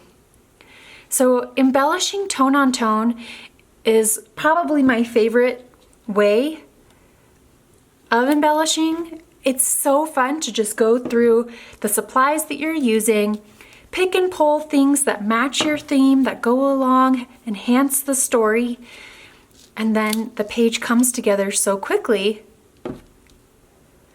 just embellishing tone on tone. There are probably more things that I could add, so that's one of those things that you just learn as you scrapbook more and more is, when do you stop? When is enough enough?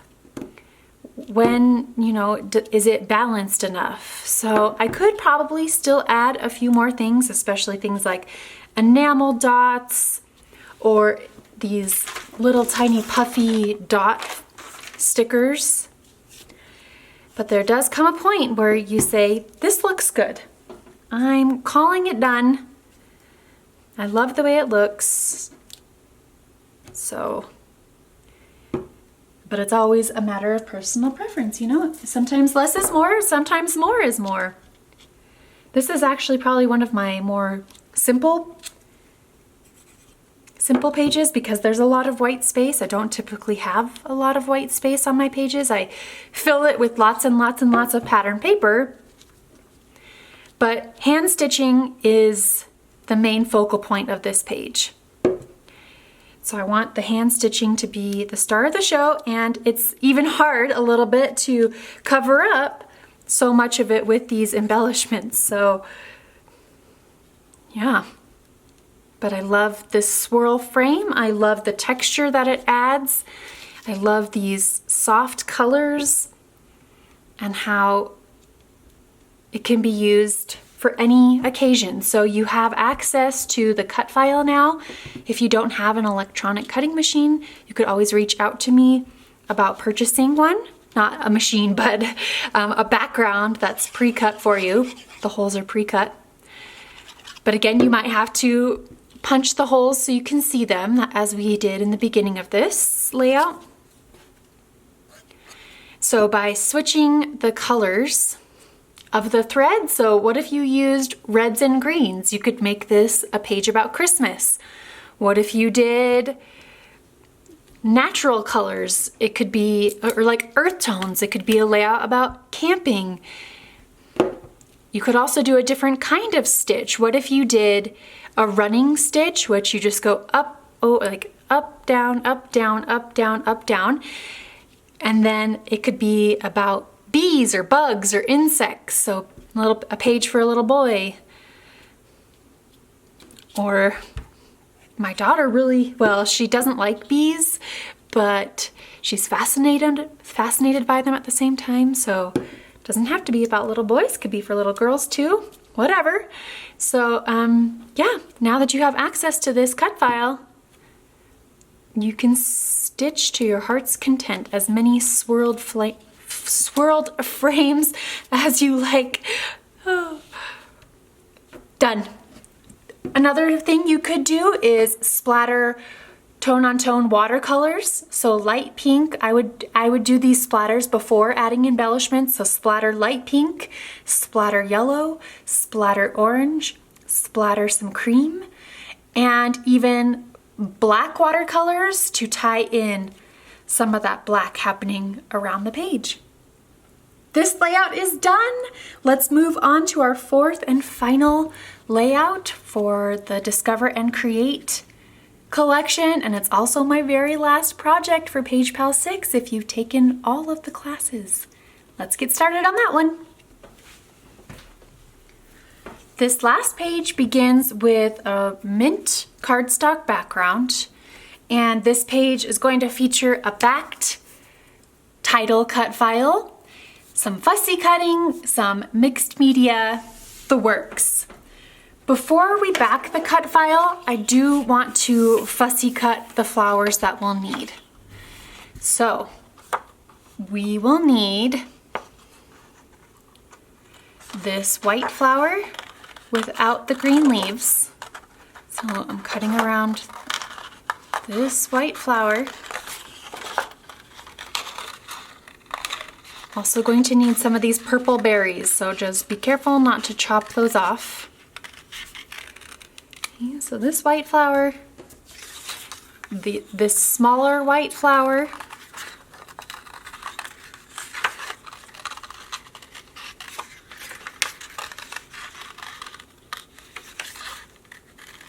and then this orange flower and this orange flower. Carefully cut around those.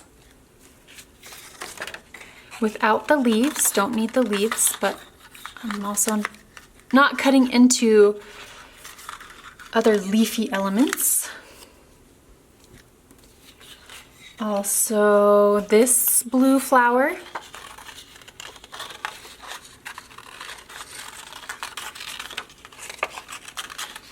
And there's more.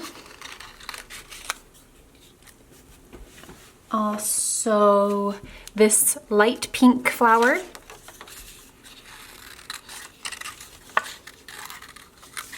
Careful around the blue flower. Lots of fussy cutting, but I love the results. Okay, so I got that pink one. Also, oh, you know what I did? I cut out this entire portion. So this, without these green leaves, but with these ones, yes. So cut around the purple, cut around this leaf. And then friends, actually, I don't think I used this flower, but it'd be nice to have a trio. So let me just double check. Yeah, I didn't fussy cut this one. So we can actually use that a little bit later. And for the flowers inside Happy Times, I will use this blue one. And then this, nope, not that one. Okay, this one for this one, and then this one for this one, but we'll get to that in a minute. So just cut off this darker blue flower and this single blue flower and save those. You don't need to fussy cut those out at this point, but do spend some time fussy cutting these. And there was one more purple berry sprig. So this purple berry sprig down here, fussy cut that as well. And a barcode strip. So from this barcode strip with the flowers, I cut 3 orange flowers, 1, 2, 3, 4 blue flowers, and 1, 2, 3, 4 pink flowers. So 1, 2, 3, 4. So basically a strip like this. That's 1, 2, 3, 4 blue, 1, 2, 3 orange, 1, 2, 3, and one more pink. So friends, I'm not going to do fussy cutting on camera just because it's one of those things that takes a long time, but I just showed you how to fussy cut in the previous video when we fussy cut around this flower and this flower and this flower. So it's the exact same thing. You cut them out a little larger and now you go back in and fine tune. So take some time to fussy cut your flowers, or if you're not going to do fussy cutting, you can find some icons and elements, whether they're die cuts or stickers that you want to use. It's helpful to know which photos you're going to scrap first though. I am using a 4x3 and a 3x4 inch photo of Jane wearing a black floral hoodie, and she's got floral shoes in front of this floral mural, also with a bright colored bird. This is are Johnny Was. That's my favorite store to go shopping. So these blacks and whites and pops of color with the florals are going to be perfect for those photos. So have your photos and then you can go from there as far as picking the embellishments and the sentiments that help tell the story. So I'm just going to finish fussy cutting this one, so at least you have one demonstrated, and then it's the exact same thing for the others. As far as these dainty little berries, I left a significant border around because they're so thin right there. All right, happy fussy cutting. Here are my fussy cut flowers. Here are the two that I'm going to save for backing the cut file, which is what we are going to do next. So bring in your scraps of pattern paper. And we're going to back this in the very traditional way. So I want to use a lot of different colors. I want to use a lot of different patterns. And so for the H, I want it to be cut from this blue floral paper. So I'll flip the pattern paper over. I will flip the cut file over so it's upside down, and then trace the inside of the letter. I'm using a Bic pencil. Well, this might be a different brand because it's patterned, but I have a whole bunch of pencils, but I like the mechanical pencils because the lead is very fine point. And then when you're cutting it out, this is very important. Make sure to cut it out wider, about 1/8 of an inch wider than the pencil marks, so that the glue has something to grab onto the back of the cut file. And that's why it's called backing a cut file, because we're putting these pieces on the back side. And when you're cutting this out, it doesn't have to be perfect at all. It can be super wonky because you're never going to see it. We'll adhere it onto the back, and then when you flip it over, just holding it with my hands, when you flip it over, it's beautiful. So let's trace and cut out all the letters first, and then we'll glue them in place. So I just cut out the H. I don't think I will use this B side for any of the letters. For the A, I want it from this orange side. So flip the paper over, flip the cut file over. Let's trace it on a lighter side so the lead is easier to see. And use your pencil to trace the inside. When you're cutting it out, cut it out slightly larger so we can add glue onto the outer edge and back the cut file properly. I have had an electronic cutting machine since just after Fox was born. It was a Silhouette Cameo, one of the older versions. It's not the same one that I have now.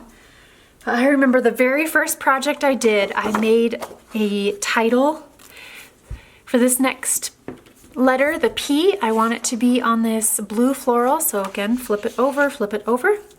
So I cut out a title, and then I covered a piece of scratch paper with washi tape and backed the cut file with that washi tape covered paper, which, you know, that's a fun technique that I haven't done in a while actually, so should try that again. But I just remember that very first time that I used my electronic cutting machine on my scrapbooking, I was hooked. There's always cut files that you can find and use to go along with your photos. So there's a cut file for that. And I have over 3,000 cut files, whether in Silhouette, in my shop, in Etsy. So, and if I don't have it, you can always reach out to me about making one. From this second P, I want it from this olive paper. So flip it over, trace, and you'll notice I'm trying to trace in areas that already have been cut out, and that leaves more blocky space for cutting out larger things. Maybe you want to use a piece for a layer, a photo mat, or I've made big paper pieced shapes before. So it's just wise to cut out from sections you've already partially cut into and not right in the middle. I won't use this newspaper side, so I can set it off to the side. From here, I want this floral side for the Y.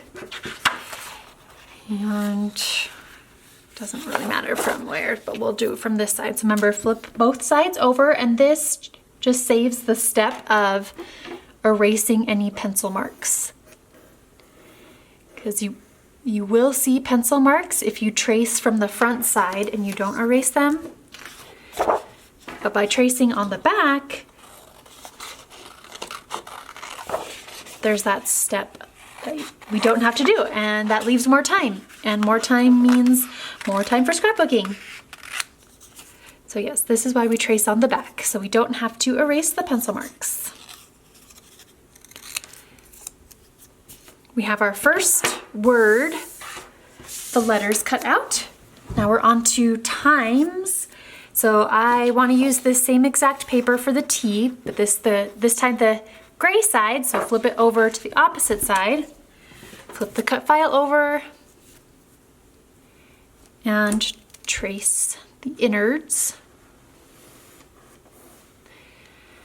There are so many different ways that you can back cut files. I just talked about covering a piece of paper with washi tape and then placing the cut file on top. If there is one specific pattern paper that you love, you could just place the cut file directly on top of that. There's also ways to have the machine cut out the backing pieces for you, and I have tutorials for that using Silhouette on my YouTube channel. I don't know how to do it with Cricut. Cricut isn't even working on my computer right now because I refuse to update. I refuse to update my computer because every time I update it, things go wrong. And so now I can't even use Cricut because my software is too old. So that's something I have to figure out. I might just have to use my laptop. I keep my laptop updated. For the eye, I want the black and white stripes and I want them going horizontally. So flip it over that way and trace the eye. Another way I've backed a cut file is I've punched a bunch of different pattern paper squares. I glued the squares onto scrap cardstock and then placed the cut file on top. So that's a really fun way. I've also done the same thing with more intricate shapes. Instead of squares, I've done leaves. So I punched a bunch of leaves, put them on scrap paper, and then place the cut file on top. So you can get really clever and creative with how you back your cut files. I am not going to use the leafy side. The M I want from this pink polka dot side, so flip it over and trace. From titles to themed icons, I do a lot of bundles, like spring themed, Halloween themed, Christmas themed, and not to mention cut files for stitching. So that page we just did with the stitched frame, I have a lot of different cut files for hand stitching if that's your jam. I love hand stitching. I know it's an investment of time, but it's my passion.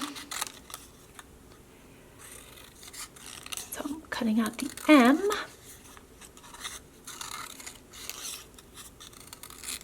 Like that. And then I want to cut the E from this darker text paper. So here is one other way of backing a cut file. If you want a very specific portion, like I do for this E, you can place the cut file on top and trace exactly where you want it. So for me, go like this. On my sample, the brown is filling the entire E, but I've must have used it somewhere else, so I'll show you another little trick for filling it up. Okay, so I've traced it along the front side. Once again, I'll cut it out larger. I didn't cut an entire piece for the bottom part of the E because I want it to be all brown. All brown text. Okay, trim off this part up here. Even though the pencil marks are barely visible, I am going to go ahead and erase those so you can't see them through the cut file. And then cut off a little more for that missing part of the E. You can just wing it because it's rectangular in shape. And so I will glue this part of the E first and then the remainder. So I'll show you that when we're gluing all the pieces in place, but for now I want to finish cutting out the letters. And last but not least, the S. I want to cut from this. Man, this is all I have left from this floral paper, and I want the mint side. So place the S upside down, place it upside down, and just find any little part where it will fit. So let's put it right there. And this is why it was important that we fussy cut all the flowers that we need first, because yeah, look, we have hardly any of this paper left from making the 3 tiny chipboard mini albums in a basket to the 3 other layouts. So this is one well-loved, well-used, beautiful floral paper, both sides. I love this floral side, and now using the opposite mint polka dot side, so both sides of this paper. It's one of those papers that you just have to have multiples of. Okay, we have all our letters cut out. Let's glue these ones in place and then we'll do the flowers. I'm grabbing a scratch piece of printer paper because the gluing can get a little messy. This is my absolute favorite liquid glue to use for scrapbooking, especially for backing cut files because the nozzle is so thin. So let's start and use the liquid glue to outline the open letter. And you can do probably three letters at a time. So I'm outlining the H, the A, and the first P. And I've got glue on the scratch paper behind, and I don't want that glue to get on the pattern paper, so I will lift it, wipe it away, put it back down, and then find my letters. So remember, the H is the blue floral. So turn it over so the side you want showing is face down and press it into the glue. The A, the side I want showing, is orange, so flip it that side face down. And the first P, I want the blue floral. Okay, move the cut file, wipe away any excess glue that's squirted out. And then we'll do the Y. So once again, use the liquid glue to outline the open part. The open parts are letters, but sometimes it's just shapes, if it's a flower or geometric design. And then let's also do the S.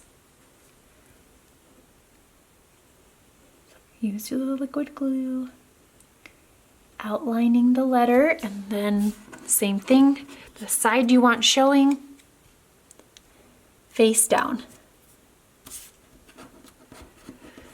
This is one of the easier cut files to back. The shapes are larger, there's not very many, and you have access to this cut file. So if you have an electronic cutting machine, you can use the SVG file or Studio 3 file to cut out as many as you like. You could make it bigger, you could make it smaller, you could cut it out from black cardstock, pink cardstock, a pattern paper, whatever you desire. I love seeing how you take these ideas and these techniques and then change them, tweak them, make them your own, change the collection, change the size, just change one little thing and you get completely different results, and I love that. We've been doing 3 letters at a time, but I think I can do the last 4, and the glue on the E should still be wet enough. But let me do the E last actually, because that's the tricky one. So hurry and place the T, the I, the M. Okay, and then remember my E is in 2 pieces. So placing this little piece at the bottom so that the entire letter looks like it's from this brown text paper. Okay, here comes our big reveal moment. This is my favorite part. Ta-da! Oh, it's so fun. For the flowers, where did those blue flowers go? So for this one, up on the top right, I want it to be cut from this blue flower. And some of it, it's not covering the entire thing, but I'm going to cover up the top portion of this flower with a die cut. So what I'm going to do is add liquid glue onto the back side of the flower, press it on top, and have just a tad not backed up there. And I'm going to hide that portion with a cut file. So right now I have bits of this pattern paper hanging off, so just use your scissors to carefully trim. And you need to make sure that where you're trimming isn't within the cut file and it's not outside of the cut file.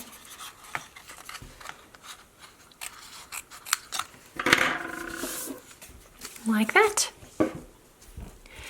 And then for the other flower, this blue flower, and it's nice because it's got 5 petals, and so does this flower. Let's see the way it fits best. So same thing, outline the back side of the flower with liquid glue,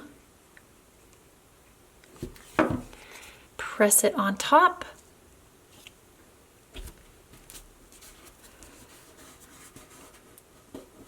and then once it's dry, use scissors to trim off any excess peeking out from the cut file. So up in these leaves. I can't get it.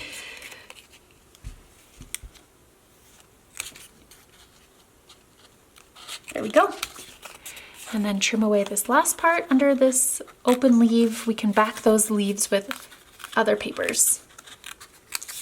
So here's what our cut file looks at this point. So for these leaves, where's that leafy paper? Here's the leafy paper. So once again, I have a very specific area that I want to cut from. So for this bottom leaf, this green polka dot paper, if I trace it on the front side with my pencil and cut around it slightly larger, I really can't even see the pencil marks, but I'll still erase them just to make sure from all angles you can't see it.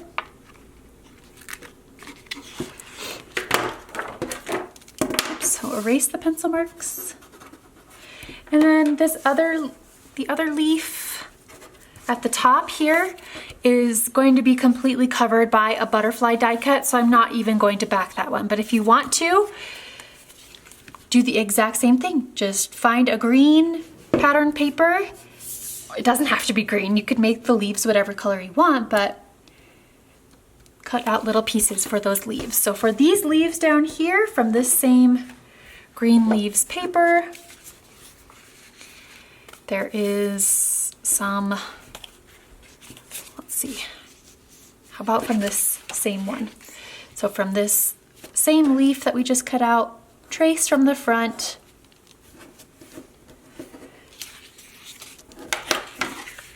Cut it out and glue it in place. So cut out just a little larger. Erase the pencil marks. And that's just a fun little trick for getting the paper piece exactly where you want it. So what if I wanted a leaf from this purple section? If you're trying to trace from the back, you'll never get the right spot. So by tracing from the front, you can cut out exactly what you want. Oh, I meant for this one to go up there. That's okay. As long as my leaves get backed. So then this leaf down here, I do still need to back. That's funny. I thought I did, but I did the other flower. So from here, this little portion of green fits. So this time I'll just add liquid glue onto the back like we did with the flowers. Press it in place and trim the excess around it. So a few different methods, a few different techniques for backing a cut file, and there's still another way with having the machine cut out these backing pieces for you, instead of doing this all by hand. All right, the cut file is backed, all except this leaf, but I'm going to cover that. It's time to start building our layout. So this backed title becomes our main focal design element, and then we build our layout around it. I want to add my title at a slight angle for a little whimsy. So add liquid glue. I've actually used foam squares. So let me get the foam squares. These are thin, very thin, tiny foam squares, and scatter these across the back, just a few on every letter. And I love using foam adhesive because it creates dimension and shadows. So the backed cut file itself is pretty flat, so by using foam squares, it's going to literally pop it off the background and create depth and dimension and shadows. So all this hard work of taking the time to back it with patterned papers is really going to shine through because of the shadows that these foam squares are going to create. I like using thin foam squares so that my pages don't become too thick, so that I can fit more pages into my scrapbooks, because space is an issue. You know, we don't have countless rooms to store all of our scrapbooks. So just by using a very thin foam square, that's one way that I can squeeze more pages into a scrapbook. Add a couple more onto this flower. So then take the time to peel off the backing layer from all of these foam squares. It's another one of those steps that takes a bit of time, but the results are so worth it. Just like taking the time to back a cut file, taking the time to hand stitch or machine stitch, just elevates it, takes it up to another notch. You go ooh and ah.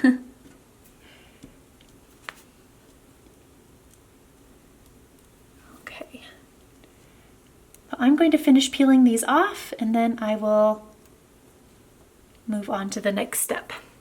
All the little backing pieces have been peeled off, so flip the cut file over and add it to your page at a slight angle, trying to have the same amount of space on the left and the right, and just press it. But I don't want to press it too hard, just in case I have to adjust anything. So for my photos, I want my photos to be straight, and I'll have to lift up the cut file to nudge my photos underneath and have them go. I see a little bit of flower that should have been trimmed out from behind the cut file. Get my other scissors. They're more fine-tipped, fine-tuned. There we go.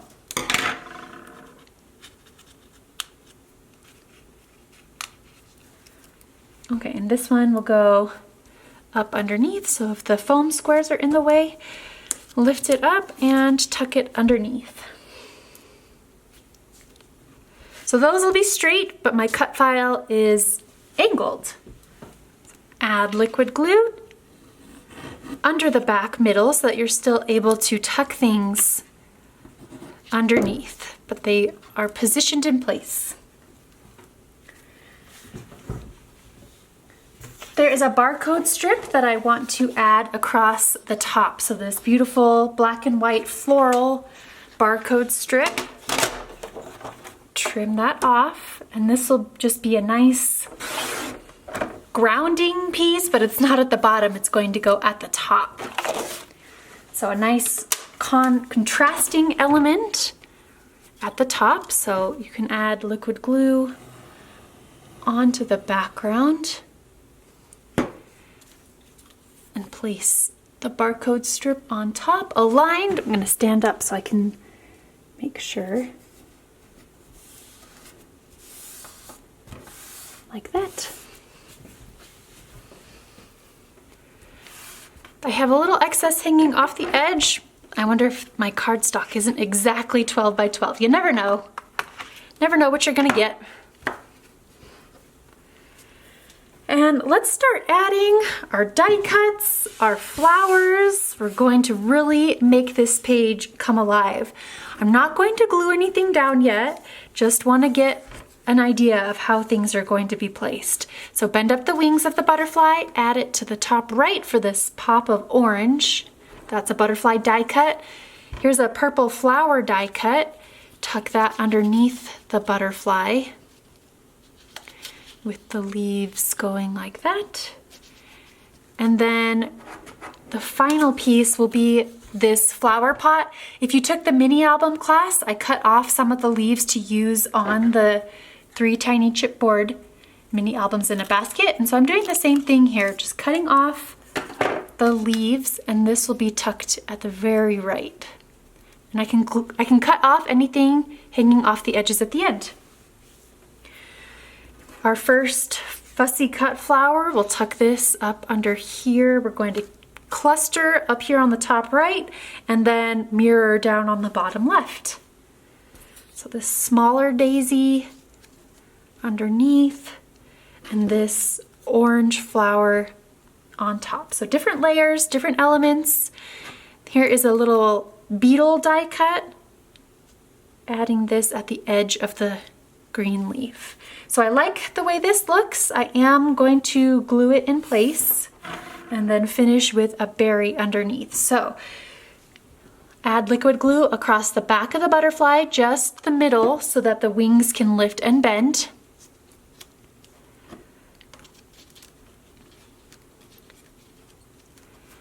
And then this purple flower die cut behind, finishing with these leaves.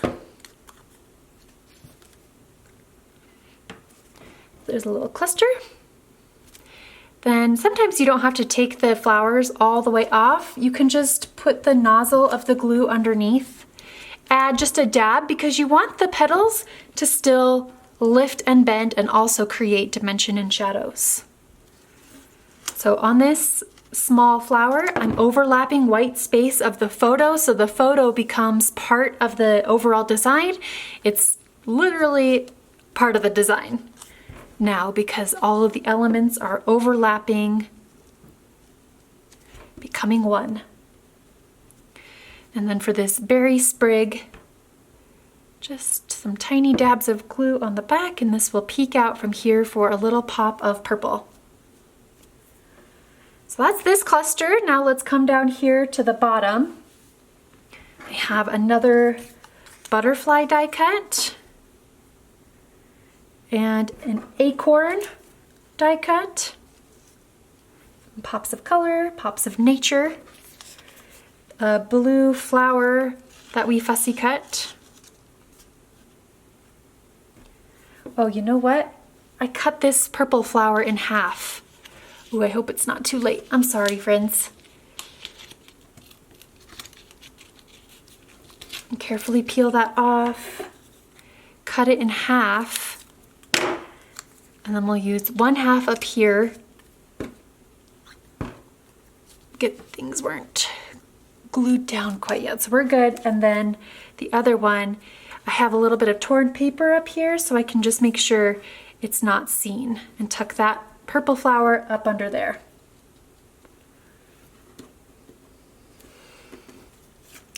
Acorn flower. Maybe the acorn can hide the flower a tad like this. Okay, and then this larger daisy, it wasn't a full side of the page, so we can hide that straight edge underneath some of our previous elements. And then top it with a moth. That looks great, so go ahead and glue these elements in place. So same thing, just a line of glue on the back middle, the acorn, the purple flower, this blue flower, and I like how these look like they're just growing right out of the title. Top it with this moth. You know what, let's pull this down even more. There we go. So you can see more of this yellow color. Great. I forgot this other small, darker orange flower that we fussy cut. Perfect spot right here. Great. For journaling, I drew my lines up here on the top left corner. So I started with the first line longest and then made each line a little bit shorter, just a tad shorter, and I did 1, 2, 3, 4, 5. So there's 1, 2, 3, 4, and 5 journaling lines. Of course, if you have more that you want to say, I've left this bottom right corner blank for balance. It's very top heavy, so we just needed some empty space to breathe down here at the bottom, so that's a great spot for adding additional journaling. I have a few more die cuts that I want to scatter around. So there is this long flower, so add liquid glue down the back. And I am adding it right next to the I, and it's growing in between the A and the P. And then a little ladybug for a little pop of red across the page. I don't have any red pattern paper showing on these backed letters, so placing it on this blue P for a pop of red across the page. The next step is the mixed media element. So I'm going to splatter white acrylic paint and black watercolors across the page. And I don't want to get it on my photos, so let me bring in some scratch paper. So I've got some scratch paper. I'm going to tuck it underneath the cut file and the flowers if I can. I want to get splatters on these die cuts and flowers.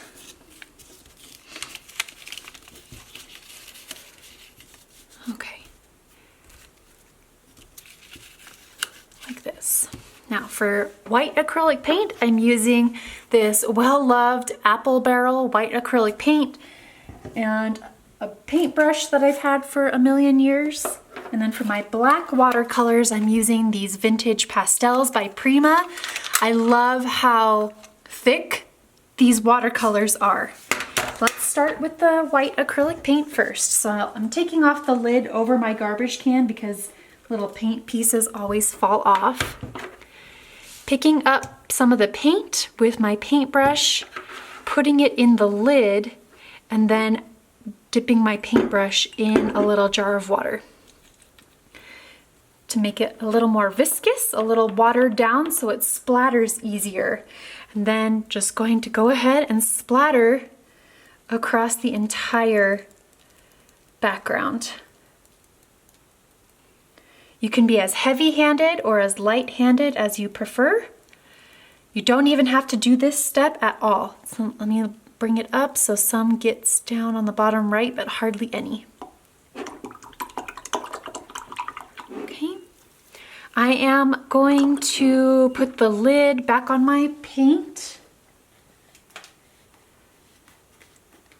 And then I am going to change out my water so that I can have a fresh cleaning water for my black watercolors. And you should let it dry in between. So I'm going to use a hair dryer to speed up the drying process. The white acrylic paint has dried. Time for the black watercolors. So got my my paintbrush. Pick up some of the black paint with the paintbrush. Get it on there nice and thick. And splatter away. Splatter, splatter, splatter. Oh, my photo's exposed a bit. That's okay. As long as her face doesn't get splotches on it. You can pick up more paint to make it even more thick, not as see-through. Keep splattering. Get across the top a bit, across the middle, maybe a couple drops down on the bottom right. It's also a bit scary to do this. I don't want to overdo it, but I want it to have a pretty effect. Okay. Call it good. I am going to let this dry and wipe off my desk.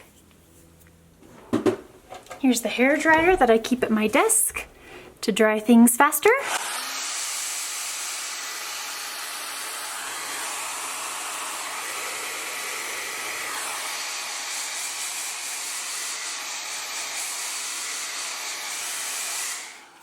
Just like that.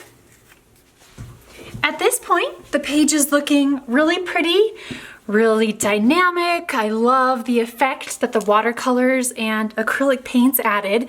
This is one of those layouts where more is more. So let's work on this upper left section first. There are these puffy stickers that say follow your dreams. I want to add those above, following the angle of the title. So follow, and you know what? I actually trimmed off a little bit of this W because otherwise my title wouldn't fit. Okay, so trim off some of that W and then add the word your, Y-O.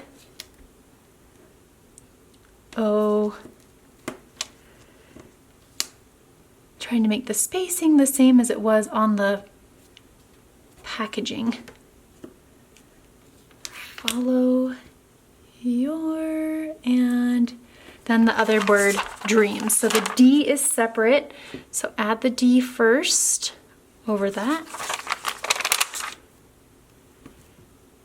And it fits nice and snug perfectly. Couldn't have planned that better. Like that. Before these really get stuck in place though, from the cardstock stickers, there is this bunch. And I want to trim it, let's see, I want to trim it right below these white berries, going right below the light blue flower. So then tuck this part up underneath this part of the title, and you might have to use additional fingers. And then this blue part will go under the right half with this one below. So give me a second while I tuck things underneath. Come on, you can do it.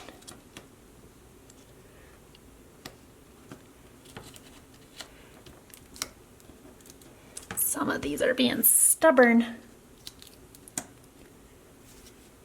It might be easier to add the blue flowers first, but then you don't really know if the title will fit. So title first, and then tuck the flowers underneath, but we're just having to re-piece the title back in place. That's okay. We can do this, just a little patience. We don't have this title extra glued down yet, which I do recommend. Just because I don't think this adhesive will stand the test of time. So there we go. Now we can put these pieces back. Whew, we did it. And I love the pop of blue and the extra flowers that step provides. So if you don't want the extra flowers, of course, you don't have to do that step. It's just for that more is more look that I'm going for on this page. What's next? Next, let's add cardstock scalloped border stickers. So this is what I have remaining. So let's clean up the edges. We'll go like that. And since this edge is flat and I'll be trimming it, let's make this edge straight as well, and then cut it. Let's see, we'll do more on the longer photo, so the 4x3, and then we'll tuck the shorter piece under the 3x4 photo. So add liquid glue across the back of the scalloped border so that it'll stay in place permanently. And I'm just having to re-pierce the hole, the nozzle. I need to put more glue in my glue. I've used so much for these classes. It's always fun to refill it. You know you're doing a lot of scrapbooking when you have to refill your glue. It's a good feeling. And add liquid glue across the top of this one and tuck it underneath the longer photo. So again, this is a pop of the contrasting black color. Brings out her sweatshirt, brings out those black splatters that we just did, brings out the border, so we've got that pop. Also from the cardstock stickers, actually they're not, they are from the sticker book. Let me find them. So this page with the buttons. So I'm going to add a button inside the A. Be sure to add extra glue. Sometimes I forget. I'll regret that later. And then another button on the P.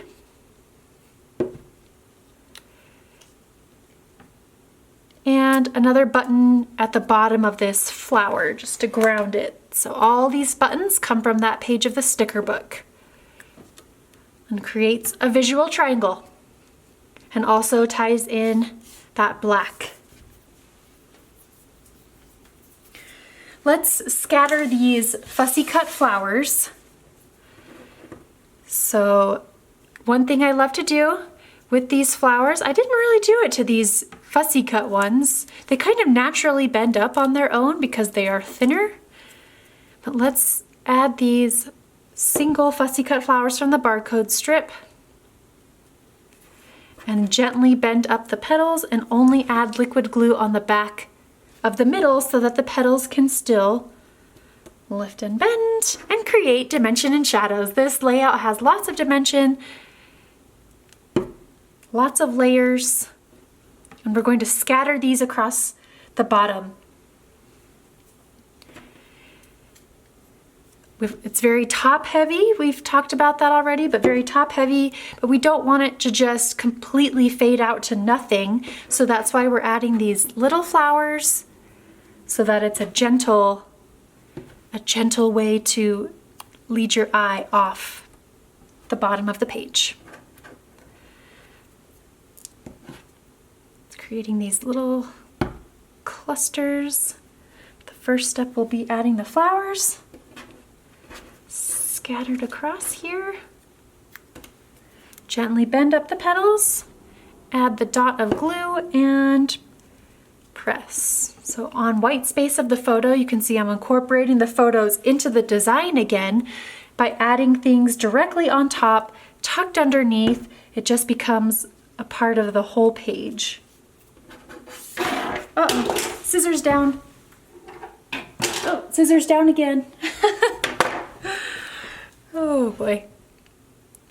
So down here, and 2 more. So blue's next. Flower down. Friends, send help. Like I said, this is my very last page for the entire Page Pals 6 virtual classes and kits. This is layout number 16. 4, 8, 12, 16, yep, and 4 mini albums, and I am so going shopping after this, taking myself to lunch. Okay, yeah, so I love this whimsicalness that it adds with these little flowers. So now going to finish my embellishing down here across the bottom, and then I have some arrows that I want to add too. So from the cardstock stickers, there is, or it might be in the sticker book. Nope, it's actually a cardstock sticker.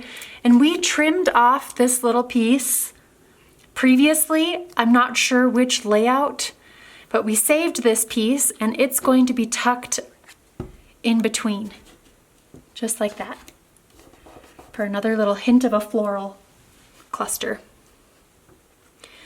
From the cardstock stickers, let's add 3 of these round stars. So again, things come in 3s to create a visual triangle. So we'll cluster 1 right there. We'll cluster 1 in the middle and 1 on the left. So we're cascading these across the page, mixed in between the flowers. From the puffy stickers, there are some stars. We should have stars left, so let's also add 1 on both sides and the middle. So here's 1, and then, so 1 on the right, 1 in the middle, and 1 on the left. And I think that's every single puffy star. We did it. Used every puffy star from these puffy stickers. Also from the puffy stickers, arrows. So this arrow, add liquid glue reinforcement, and we'll tuck this up here. There's a bigger swirly one, let me see. Yep, so this swirly one under the double O in outdoors. Add liquid glue reinforcement and add this one above dreams. And 1 more. So we're doing another visual triangle, 3 of our arrows. This one down, whoa! This one down here on the bottom right corner. Add liquid glue. And this will go right up in this cluster. I have some leaves hanging off the edge. So what you can do is use a pair of scissors and trim off those excess leaves.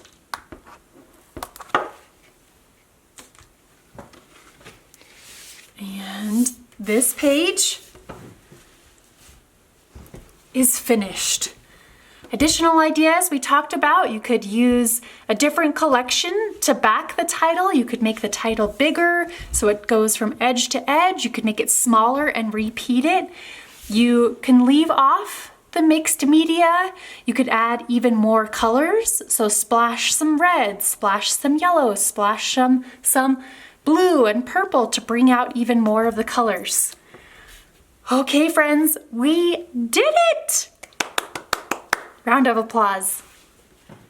Welcome back, friends. I hope you enjoyed learning how to create these 4 layouts using the Discover and Create collection by Vicki Boutin. I can't wait to see how you change and adapt them and make them in your own style. Be sure to upload your finished pages in my Page Pals Facebook group. I cannot wait to see. Let me know if you have any questions, and I'll see you in my next round of virtual classes. Have a happy scrappy day.